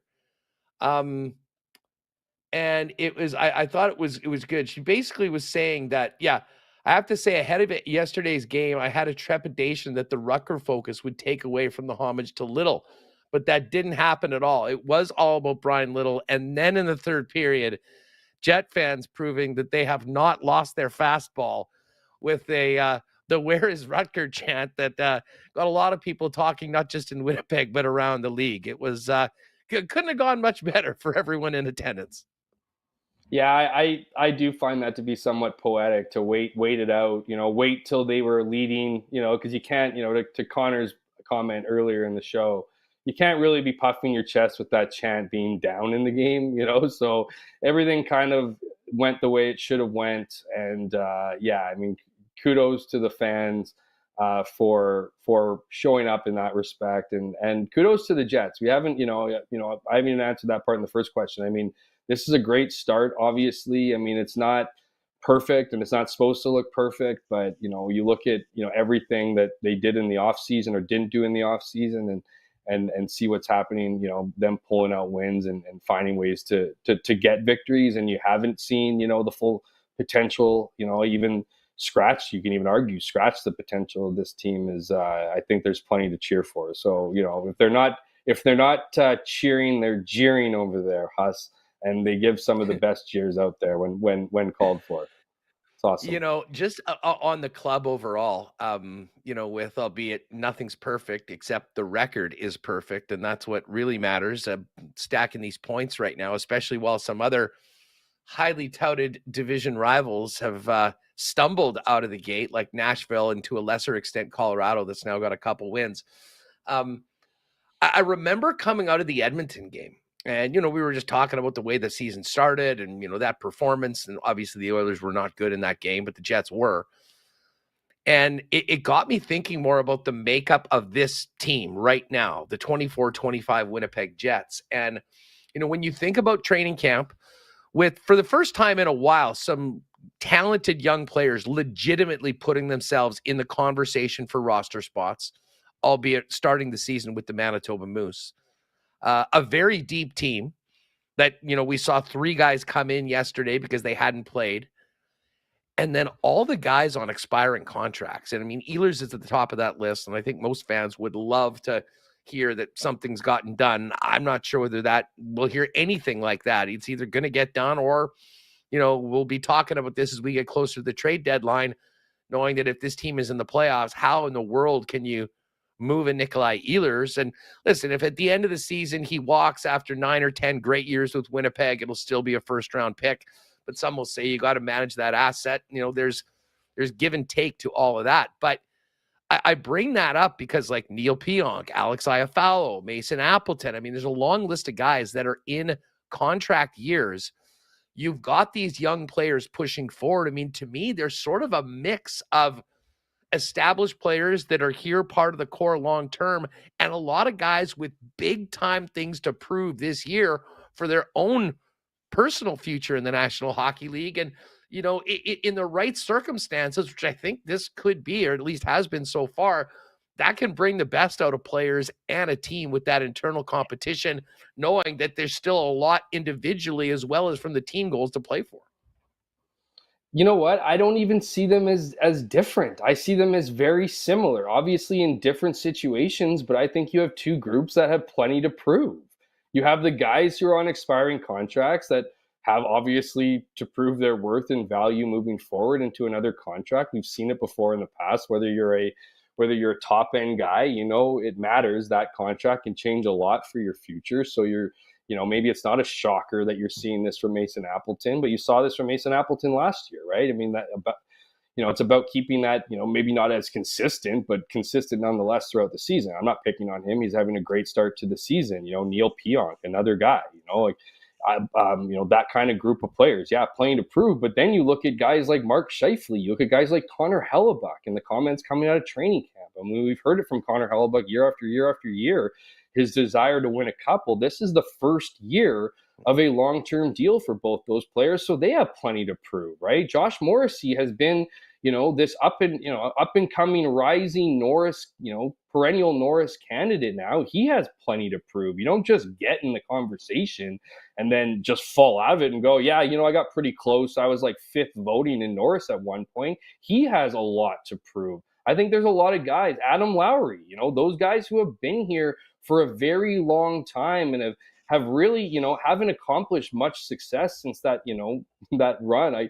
I chuckled there because I was going to say this magical 2018 run, because I feel like I've said that 1,000 times talking to friends and, on shows or whatever. So everyone has tons to prove here, right? And Scott Arniel has tons to prove. He's a coach that, and you got to love what you saw from him in that game, in that, that day game against Pittsburgh, those games on Sundays that are hard to get up for, him giving an earful to his bench and seeing it work. I mean, Scott Arniel might have the most to prove of everybody, in this, on that team right now. So when you add up a whole bunch of people who have a ton to prove, usually you're going to get their best efforts. And when that effort can be done collectively and on together, and bring in that culture that we're now hearing a ton about and how great the guys are. And, if that all can meld together and you can show some accountability, you got a real recipe for success. And, I know it's a small sample size, but we're getting a taste of that here with the Winnipeg Jets. Now the goal here is to continue it on, because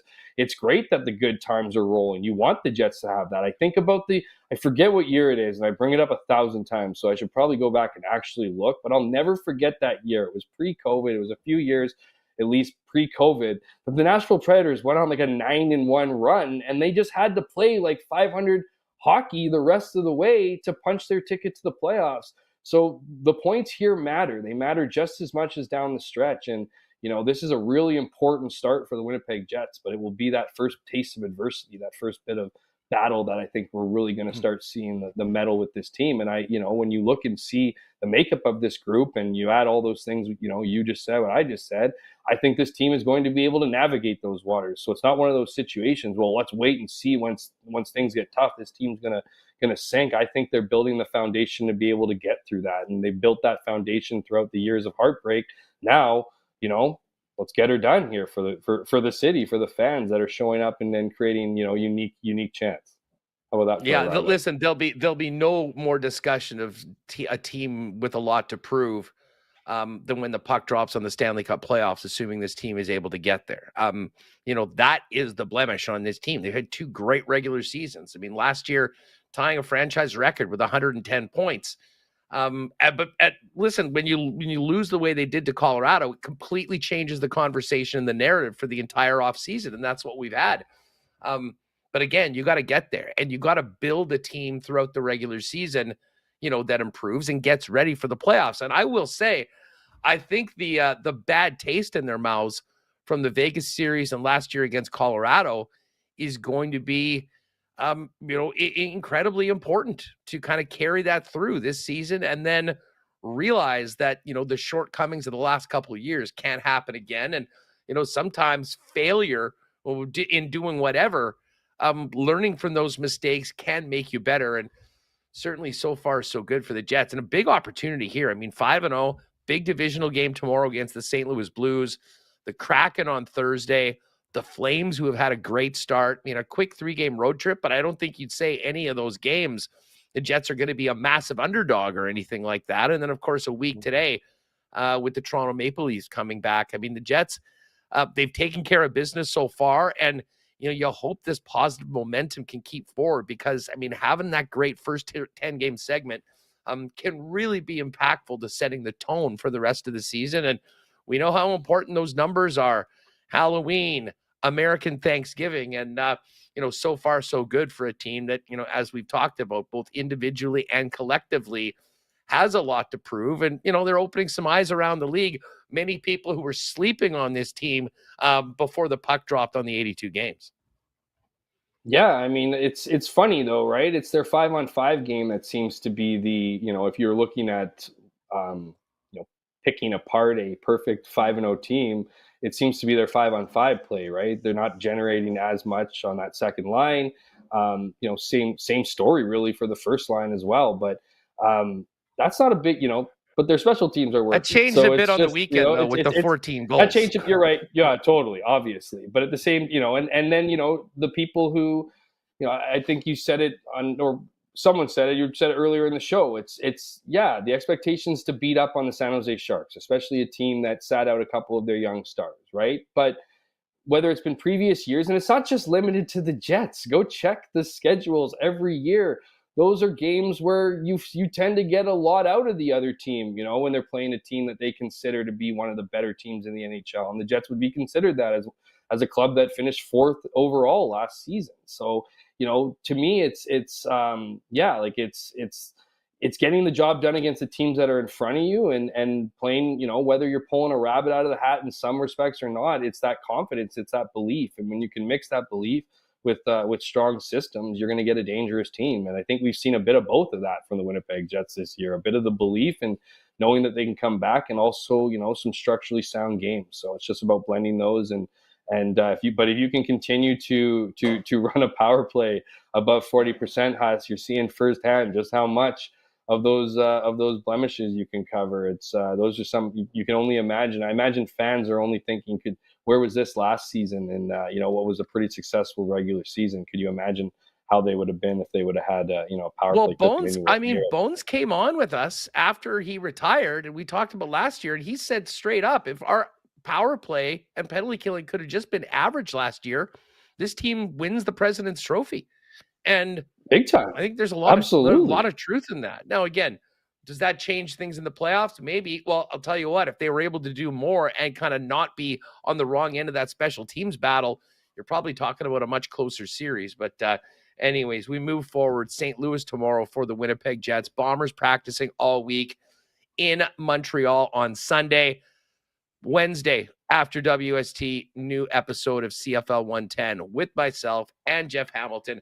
Hammer, always a great chat. We'll look forward to catching up with you in 48 hours to prepare for the final week of the regular season, 3-down ball. Always a pleasure, my friend. Thanks for having me on. We'll see you. We'll see you in a couple of days. Looking forward to CFL 110. Should be another great week of 3-down football, my buddy. Appreciate it. Podcast listeners, pop in CFL 110 wherever you get your favorite pods and subscribe there. And of course, you can always catch it on the Winnipeg Sports Talk YouTube channel. All right, I'm going to get Connor back in here, but do want to thank our friends at Little Brown Jug for their support of WST. Do not forget, October 30th, we are going to be getting the WST crew together for a watch party at Boston Pizza Polo Park, 6:30 game. Give you more details on that, but first, great weekend, 2 big wins. We'll raise a glass from Little Brown Jug. You train day in and day out, learning new techniques, approaching new concepts, and living out the thrill of achieving your goals. Building a craft beer is no different. While you spend your hours on the ice, we spend ours here, brewing our trademark beer. Again, and again. Here's to pushing the status quo and challenging ourselves to build something memorable. 1919 by Little Brown Jug. Of course, as I mentioned last week, great news. 2 of our great sponsors coming together. Select BPs now have Little Brown Jug on tap, and we're going to be kicking that off with Little Brown Jug and Boston Pizza a week Wednesday, October 30th, 6:30 p.m. is puck drop. We'll do some fun trivia games. We'll have some great prizes from Little Brown Jug. And of course, Boston Pizza is the place to go to watch every Jet game this season. BP could be sending you to Boston to see the Jets and Bruins at TD Garden. Of course, when we're there, we'll be able to enjoy some schooners, some great 1919s, cactus cuts, the triple plate platter, all those famous gourmet pizzas. But every game you can spin the BP prize wheel to win great BP food and swag from Royal Sports. And again, the grand prize trip for 2 that you'll be able to enter includes airfare, deluxe hotel, tickets to the Jets and Bruins at TD Gardens, and BP's throwing in tickets for the Celtics and Bulls the night before. Watch every game this season at Boston Pizza and you could win. And make sure to join us. Mark it down right now, October 30th, the day before Halloween. Wear a costume if you want. 6:30, Boston Pizza Polo Park. We'll see you there. Cannot wait for that. And of course, no surprise, Boston Pizza, when they want to take care of Jet fans, is getting their merch from Royal Sports. All that swag, that great Jet swag, got to come from somewhere. There's no better place in the city to gear up for the big game than Royal Sports. Massive Jet selection with all the jerseys, hats, hoodies, toques, you name it. Royal has it. Not to mention a massive bomber section. Might need to bundle up a little bit, maybe get that bomber toque ready for the game, the playoff game in early November. full NFL merch for all 32 teams, National Hockey League, and more. And Royal continues to be the hockey superstore in town for over 40 years. Everything from full equipment, sticks, to skate sharpening and stick tape is there. One-stop shop for all your hockey needs. Royal Sports, 750 Pembina Highway. Follow them on Insta at Royal Sports Winnipeg for the latest merchandise drops and sale information. All right, great stuff with Hammer and Scooch. Let's get Connor back in here. And hey, Connor, just quickly, your thoughts. I mean, we were spending a lot of time talking Jets at the start. What do you make of this week and what's on tap for the Bombers as they go into Montreal needing a win to book that West final here? One more crack at it. They could have got it done at home against Toronto. That didn't go their way, but it is time to earn that spot. And as I said, like 2 months ago, you would have said, absolutely, we'll take that. Hey, they earned themselves a little bit of wiggle room. No more wiggle room, though. Saskatchewan ain't losing to Calgary. So it's time to win on the road against Montreal, a team that has had their number in the opener and, of course, last year in the Grey Cup. Just when you think you have the CFL figured out, it just turns once again. Like BC is hilarious. Nathan Rourke, this big thing. Oh my God, they're going to be the best team in the West. He struggles, and then Vernon Adams comes back in, and they destroy Montreal. But yeah, them clinching a home playoff game is nice, given the fact where they started this year 0-4. But we all want it to be the West final, so this is a big game. And yeah, given how BC looked, I like the point Jeff that he brought up there, that given how BC looked with Vernon Adams, you want this game to be in the West final. Assuming BC would win against Saskatchewan, they'd probably be favored in that game. But I think you need this game at home, the West final. And Montreal, I mean, I know they might rest some players, but they probably have a bad taste in their mouth. Got punched in the mouth by BC last week. So they want to go into the playoffs on a high note. I don't know how many players they're going to play, but this is going to be a tough game. And the Bombers, I think they know what's in front of them and what they have to play for. By the way, I'm just looking at chat. Natalie DeLeon, what's up, Nat? Say, hey, what time to be at BP on the 30th? Well, the puck drops at 6:30. I would suggest you either get there early or you can give the Boston Pizza Polo Park a call to reserve a table. Myself, Remus, Connor, Liz is fired up. Had a great time with her yesterday at the game. And obviously, if you missed it, check out WST Sunday Live with Connor and Liz, as well as WST Weekly waiting for you after the show at the Winnipeg Sports Talk YouTube channel if you missed it. All right.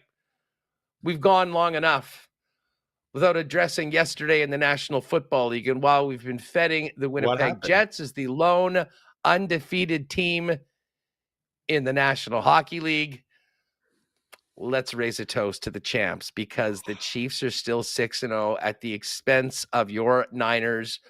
One way or the other, someone was going to be eating it today. And you did, though. I will give you credit. You did not have a lot of confidence. We've been through this before. No. And I mean, once again, that was, and again, statistically, you look at Mahomes, like, how did they win that game? It was basically a blowout right now. And they forced Brock Purdy to beat them, and he was not able to do it yesterday.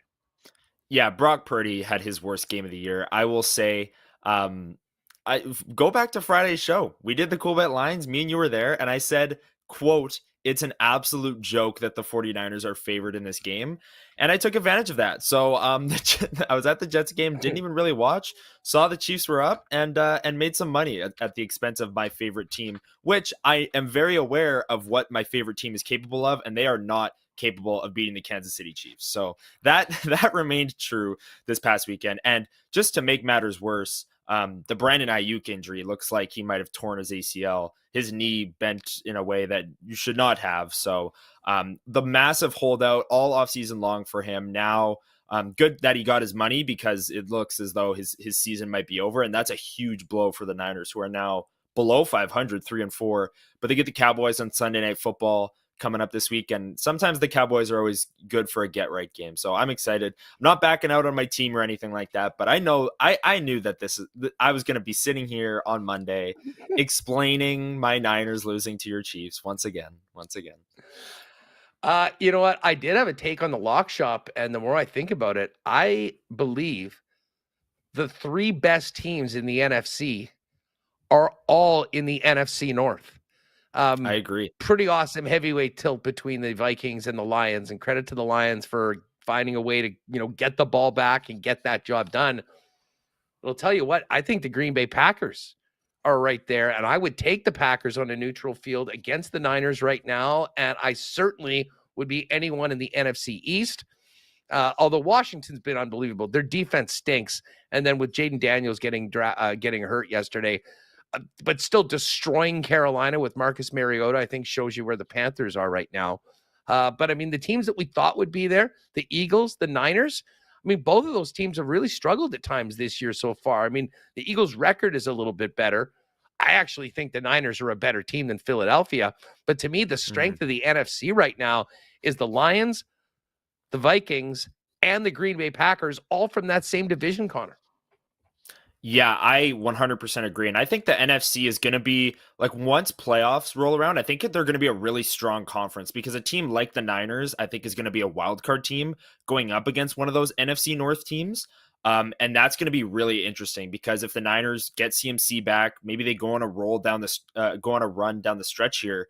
Maybe they're one of those teams that's sitting there at like 9-8 or 10-7. Going up against the Green Bay Packers, Jordan Love, who they beat last year in the playoffs. That would add a lot of intrigue there. And then that's without even mentioning the Bears, who are, I believe, 4-2 or 5-2, 5-3, somewhere in that range too. They're right in the playoff mix as well. So everyone in the NFC North is in the playoff mix. That's the most intriguing division to me. And that Lions-Vikings game, I was passively watching there during the Jets game. Unbelievable, just back and forth affair between those two teams. I personally think the Lions are the best team in the NFC. I thought they were coming into the year, outside of the Niners, of course, because they're my favorite team. I'm going to have confidence in that. But the Lions have always impressed me, their ability to run the ball, and they did it. They got it done on the road against the Vikings, who once again looked good and went toe-to-toe with one of the best teams in the NFC. So the Vikings are proving that they're no fluke, and their start to the year has been strong. Yeah, listen, I'm in on the Packers too. I mean, I think the Packers are a very, very dangerous team. I cannot wait till we get some more head-to-head games. Of course, the Vikings have beat Green Bay once this year. We just saw the first game between Minnesota and Detroit, and we'll get to some of those bigger NFC North games because, I mean, listen, I think the number one seed will probably go to whoever wins that division, and then the other two teams are going to be wild cards. So, I mean, it's a big difference between getting a bye and playing at home than having to go on the road. But I think all three of those teams, regardless of where they finish, are going to be very, very tough outs. And it wouldn't at all surprise me if the NFC Championship this year is between two teams in the NFC North. Oh, speaking of the just real quick, I actually got that backwards. I think the Niners are going to win their division and have a home game against one of these powerhouse NFC North teams. Like the Niners division is kind of weak this year. They beat Seattle on the road. If they are able to win their division at a mediocre record and then play like the Packers at home in the first round or the Vikings at home in the first round, that's where I think it gets really interesting, because the Niners on the road, like that's a really tough game, but these teams have all proven they're better than the Niners. So there's so much intrigue there, because like you said, two of them are going to be wild card teams. They're going to have to go on the road in the first round of the playoffs against, I don't know, Washington if they win the division, Philly, San Francisco, something like that. So that the NFC is very, very fascinating, and I'm excited to watch down the stretch. Yeah, of course, we'll get to tonight's games in a minute in the Cool Bet lines, but Tampa's at 4-2. They've got Baltimore tonight, and then the Cardinals are taking on the Chargers. And the Cardinals, I know, are 2-4. They win this game, they're tied with the Niners, actually ahead of them based on their head-to-head win, and just one win behind the Seattle Seahawks. Seattle, I'll be honest, I didn't watch much of that game, but they went into Atlanta and put a hurting on the Falcons, who had a pretty good start themselves so far. Atlanta falls to 4-3. Just a ton of mid teams right now, but those three teams in the NFC North, I think clearly. And listen, Chicago's 4-2, but they've only been beating teams that have one win. So I'm going to wait to see how Chicago, like if we actually want to have Chicago, despite the record in the conversation, we got to see them, well, go head to head and maybe beat some of their division rivals to really get into it. As far as the AFC goes, Chiefs on top at 6-0. The Ravens, who I think most people would tab as the most dangerous team outside of Kansas City, have a chance to get to 5-2. But the Bills are already at 5-2 after smashing Tennessee. And how about the Pittsburgh Steelers? Everyone said this is the year they're not going to make the playoffs. This is the year Mike Tomlin will finally have a losing record. They spent $1.5 million total on their quarterbacks. They went with Justin Fields for the first half season. Last night, Russell Wilson in his debut. And you know what my takeaway from the game is, other than the fact that I think the Jets are just frauds, and we can talk about bringing in Davante Adams. They have so many other problems right now. But man, George Pickens looked like a totally new player with Russie pulling the trigger last night. And heck of a big win for Pittsburgh, who's now 5-2. They've got a murderous schedule in the second half. So these wins right now are so important for Pittsburgh. But that was a big one last night as a home dog to the Jets, who everyone sort of expected were going to be a different team just because they had Davante Adams.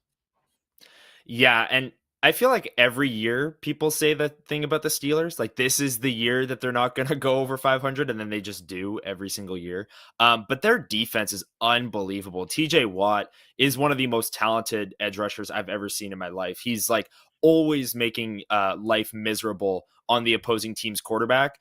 And yeah, I saw this tweet after the game last night. It was like Davante Adams went from a 2-5 team to a 2-5 team, but now he's just with his buddies. Like, I guess that's what he wanted, is to go from one team that'll miss the playoffs to another, just with his best friend, Aaron Rodgers.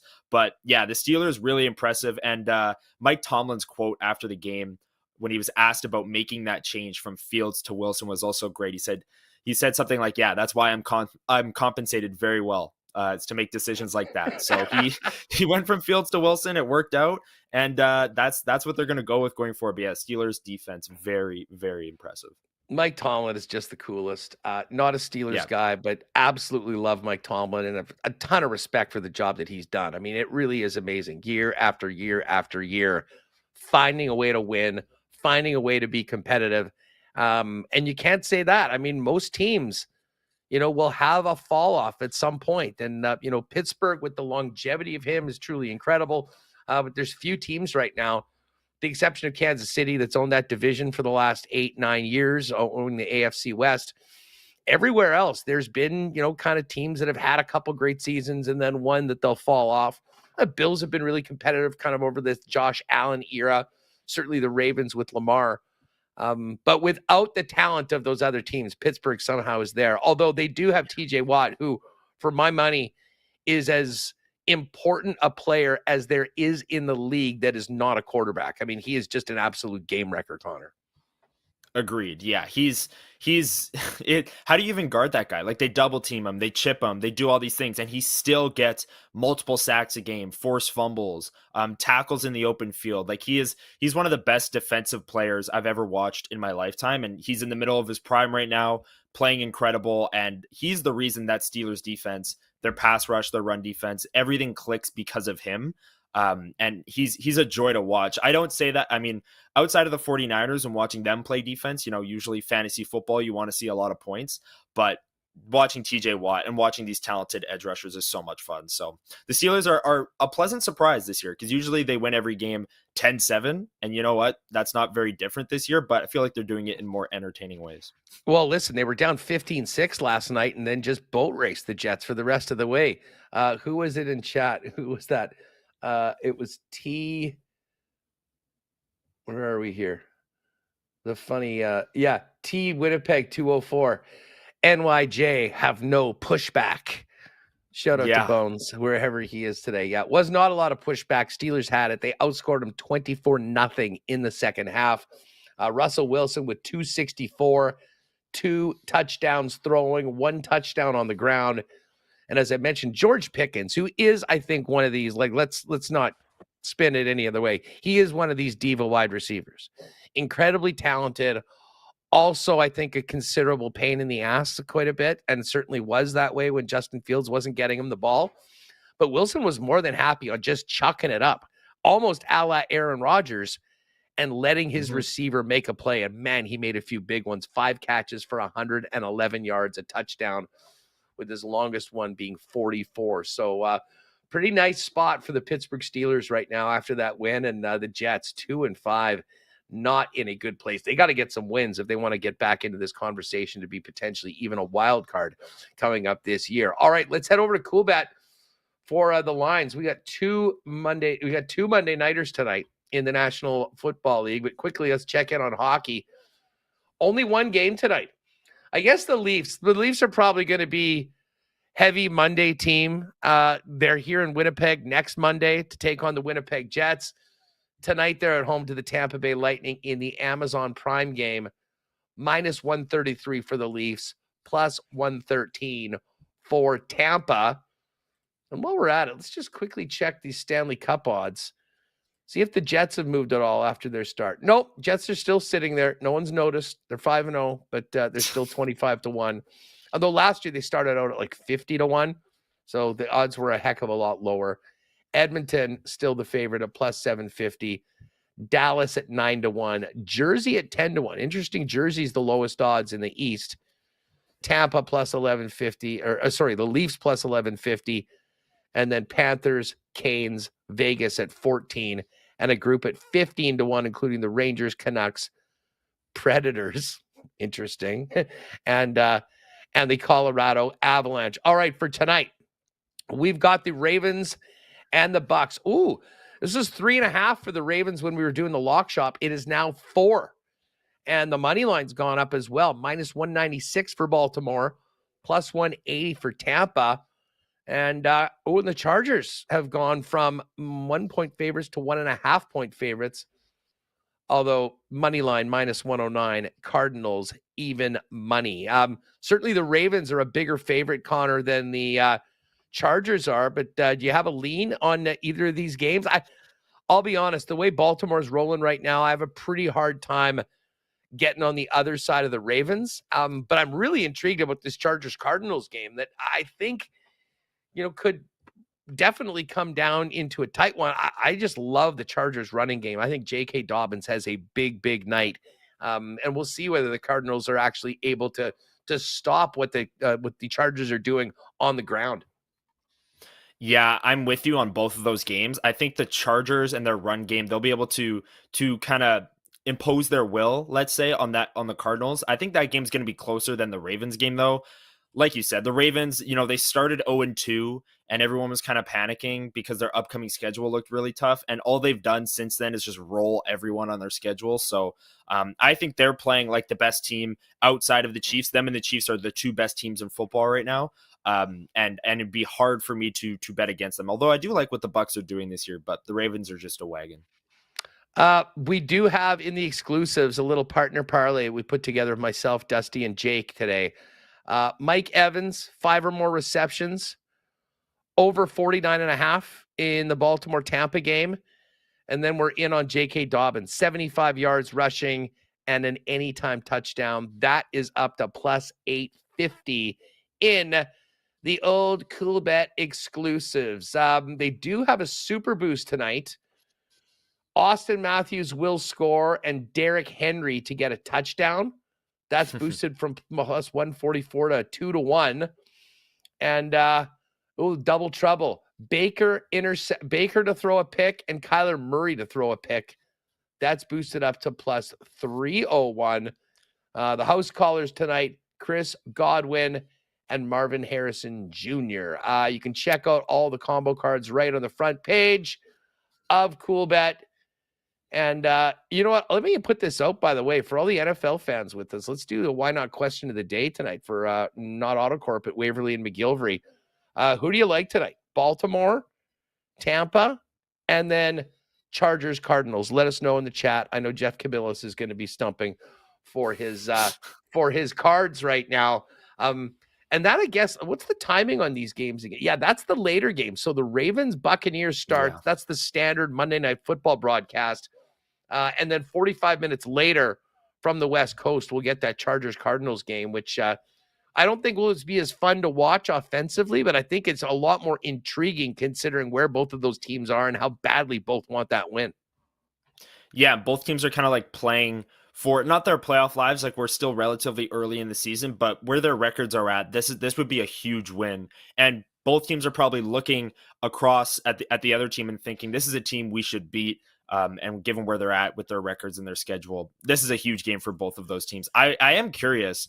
I mean, you brought up the one game in hockey tonight is the Lightning and the Leafs. I wonder what a Nikita Kucherov anytime goal is, because I think he has 7 in his first 5 games, 7 goals, that is, not points. The guy is just shooting the puck at an alarming rate to start the year. So that's one thing. I'm excited to watch that game tonight on the Prime Hockey. Of course, it's just the one game. But watching that Tampa Bay top line of Gensel, Point, and Kucherov is just an absolute treat. So it should be a great game. Well, you've given me a good idea. Nikita Kucherov, anytime goal, plus 106, so plus money. Matthews is the favorite, little chalky at minus 126. But I might ride with you on that one, Connor, considering I'm going to be focusing more on the hockey tonight. I don't really have a lean either way. Hey, one other thing we should get to. The World Series is set. The two monster teams with the monster payrolls, the New York Yankees and the Los Angeles Dodgers. Dodgers took care of the Mets. Yankees took care of the Cleveland Guardians. That series is going to get going on Friday. And the Dodgers are a slight favorite, minus 127 to win the World Series. The Yankees plus 108. Listen, I'll be honest, I was cheering against both of these teams just because they're sort of like the evil empire. However, now that they're here, Judge, Ohtani, Stanton, Betts, I mean, what an awesome series we've got coming up, even for people that, are even the most casual of baseball fans. Yeah, I will say it's not very, like, it's just a classic. Like, it's very, I don't even know how to explain what I'm trying to say. It's very, like, bland. It's like, yeah, of course the Dodgers and the Yankees are meeting in the World Series, but like you said, it's the star power. Like, I'm not the biggest baseball guy, but I probably am going to tune in to a few of these games to watch Ohtani versus Judge and Betts and Juan Soto and things like that. I was rooting for a New York kind of Subway Series, World Series. Oh, yeah. Like the Mets were such a great story. That would be that. I thought that would have been pretty cool, but this is awesome. Watching Shohei Ohtani is just such a treat. And to see him win a World Series would be pretty cool. And yeah, these are the two best teams in the league, 2 highest payrolls, no money ball here, but should be a fun series either way. Well, we got to wait till Friday. Maybe we'll do a little preview of that at some point this week. But again, we got a lot of hockey tomorrow, and doing the cool bet lines will be fun tomorrow, Connor, because tomorrow is the day every NHL team is in action. Staggered start times for all 16 games. Although the Jets got their normal time. 7:00 puck drop, Central Division time zone. Perfect. But I'll tell you what, we'll have some fun going through all those games tomorrow because while we only have the one game tonight, tomorrow it is all about the busiest day of the season in the National Hockey League. Yeah, and last year they had the Frozen Frenzy. They're doing that again this year, I believe, where they're going to have a channel following every single game, kind of bouncing around like an NHL Red Zone. You see every Thursday the Coast to Coast thing on Prime. That's like an NHL Red Zone, but they deliberately do this and stagger all the start times to jump around and have every team playing on the same night and see how many people tune into that Frozen Frenzy. So I'm excited to watch that feed for the times that the Jets aren't playing. And last year, the Jets played the Blues on this night, this Frozen Frenzy night as well, at home at like 7:45 p.m. So I'm glad that they got their normal time slate, even though it's in St. Louis. But a 7 p.m. game, it's not any later than that, because later in the week, when they take on Seattle, we've got a 9 p.m. Thursday night weekday game. So that'll be tough. But at least we got the normal time for tomorrow night's game. I'm glad about that. Well, it'll be a good one. I'll be all over it tomorrow. And again, you'll be back. People are wondering what is up with Remus. No, he hasn't been laid off for budget reasons. He's away for a few days. We'll be back later on this week. But always great to have you in, man. Keep up the phenomenal work, folks. If you haven't already checked out Connor and Liz's latest from yesterday, WST Sunday Live, lots of great stuff on Brian Little and more. And again, if you missed the Brian Little interview, it is now up as a standalone video on the YouTube channel. Any Jet fan should watch that. It was a real pleasure having Brian on, and we got a lot of cool stuff out of him in a longer conversation that we really have ever had the opportunity to do in the past. Great stuff from the chat. People are fired up. Enjoy Monday Night Football tonight and the Leafs Lightning game. If you're going to check that out on Amazon, Connor, I'll look forward to talking to you on Wednesday when you're back to chop it up with me. And then Connor and Remo will be in on Friday when I am away for a couple days as well. So great weekend, 2 awesome nights. Hellebuyck night on Friday, 8 goals and the Sharks win. And then an afternoon that I don't think many people that were in attendance will forget. Brian Little's return to Winnipeg, celebrating him. The Where's Rucker chant, and most importantly, a 6-3 win over the Pittsburgh Penguins to make the Jets the lone team without a blemish, a perfect 5-0-0. They'll look to go 6-0 tomorrow against the St. Louis Blues. We'll tee it up beginning at 1 p.m. right here on Winnipeg Sports Talk. Thanks again to Scooch, Joe Pascucci, and Jeff Hamilton, Connor Hrabchak, and of course, AZ behind the scenes, getting us on and off the air, doing a great job as Andrew, and great to have him on board. That is going to do it for us, everybody. Enjoy the weather. I think we got one more day of this beautiful, beautiful weather. So get outside if you can.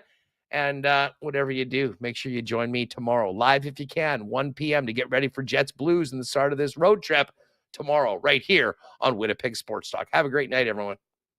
Oh, my God! Oh! Shut it down! Let's go home! Thanks for tuning in to Winnipeg Sports Talk Daily. Make sure to subscribe on YouTube and your favorite podcast feed at winnipegsportstalk.com.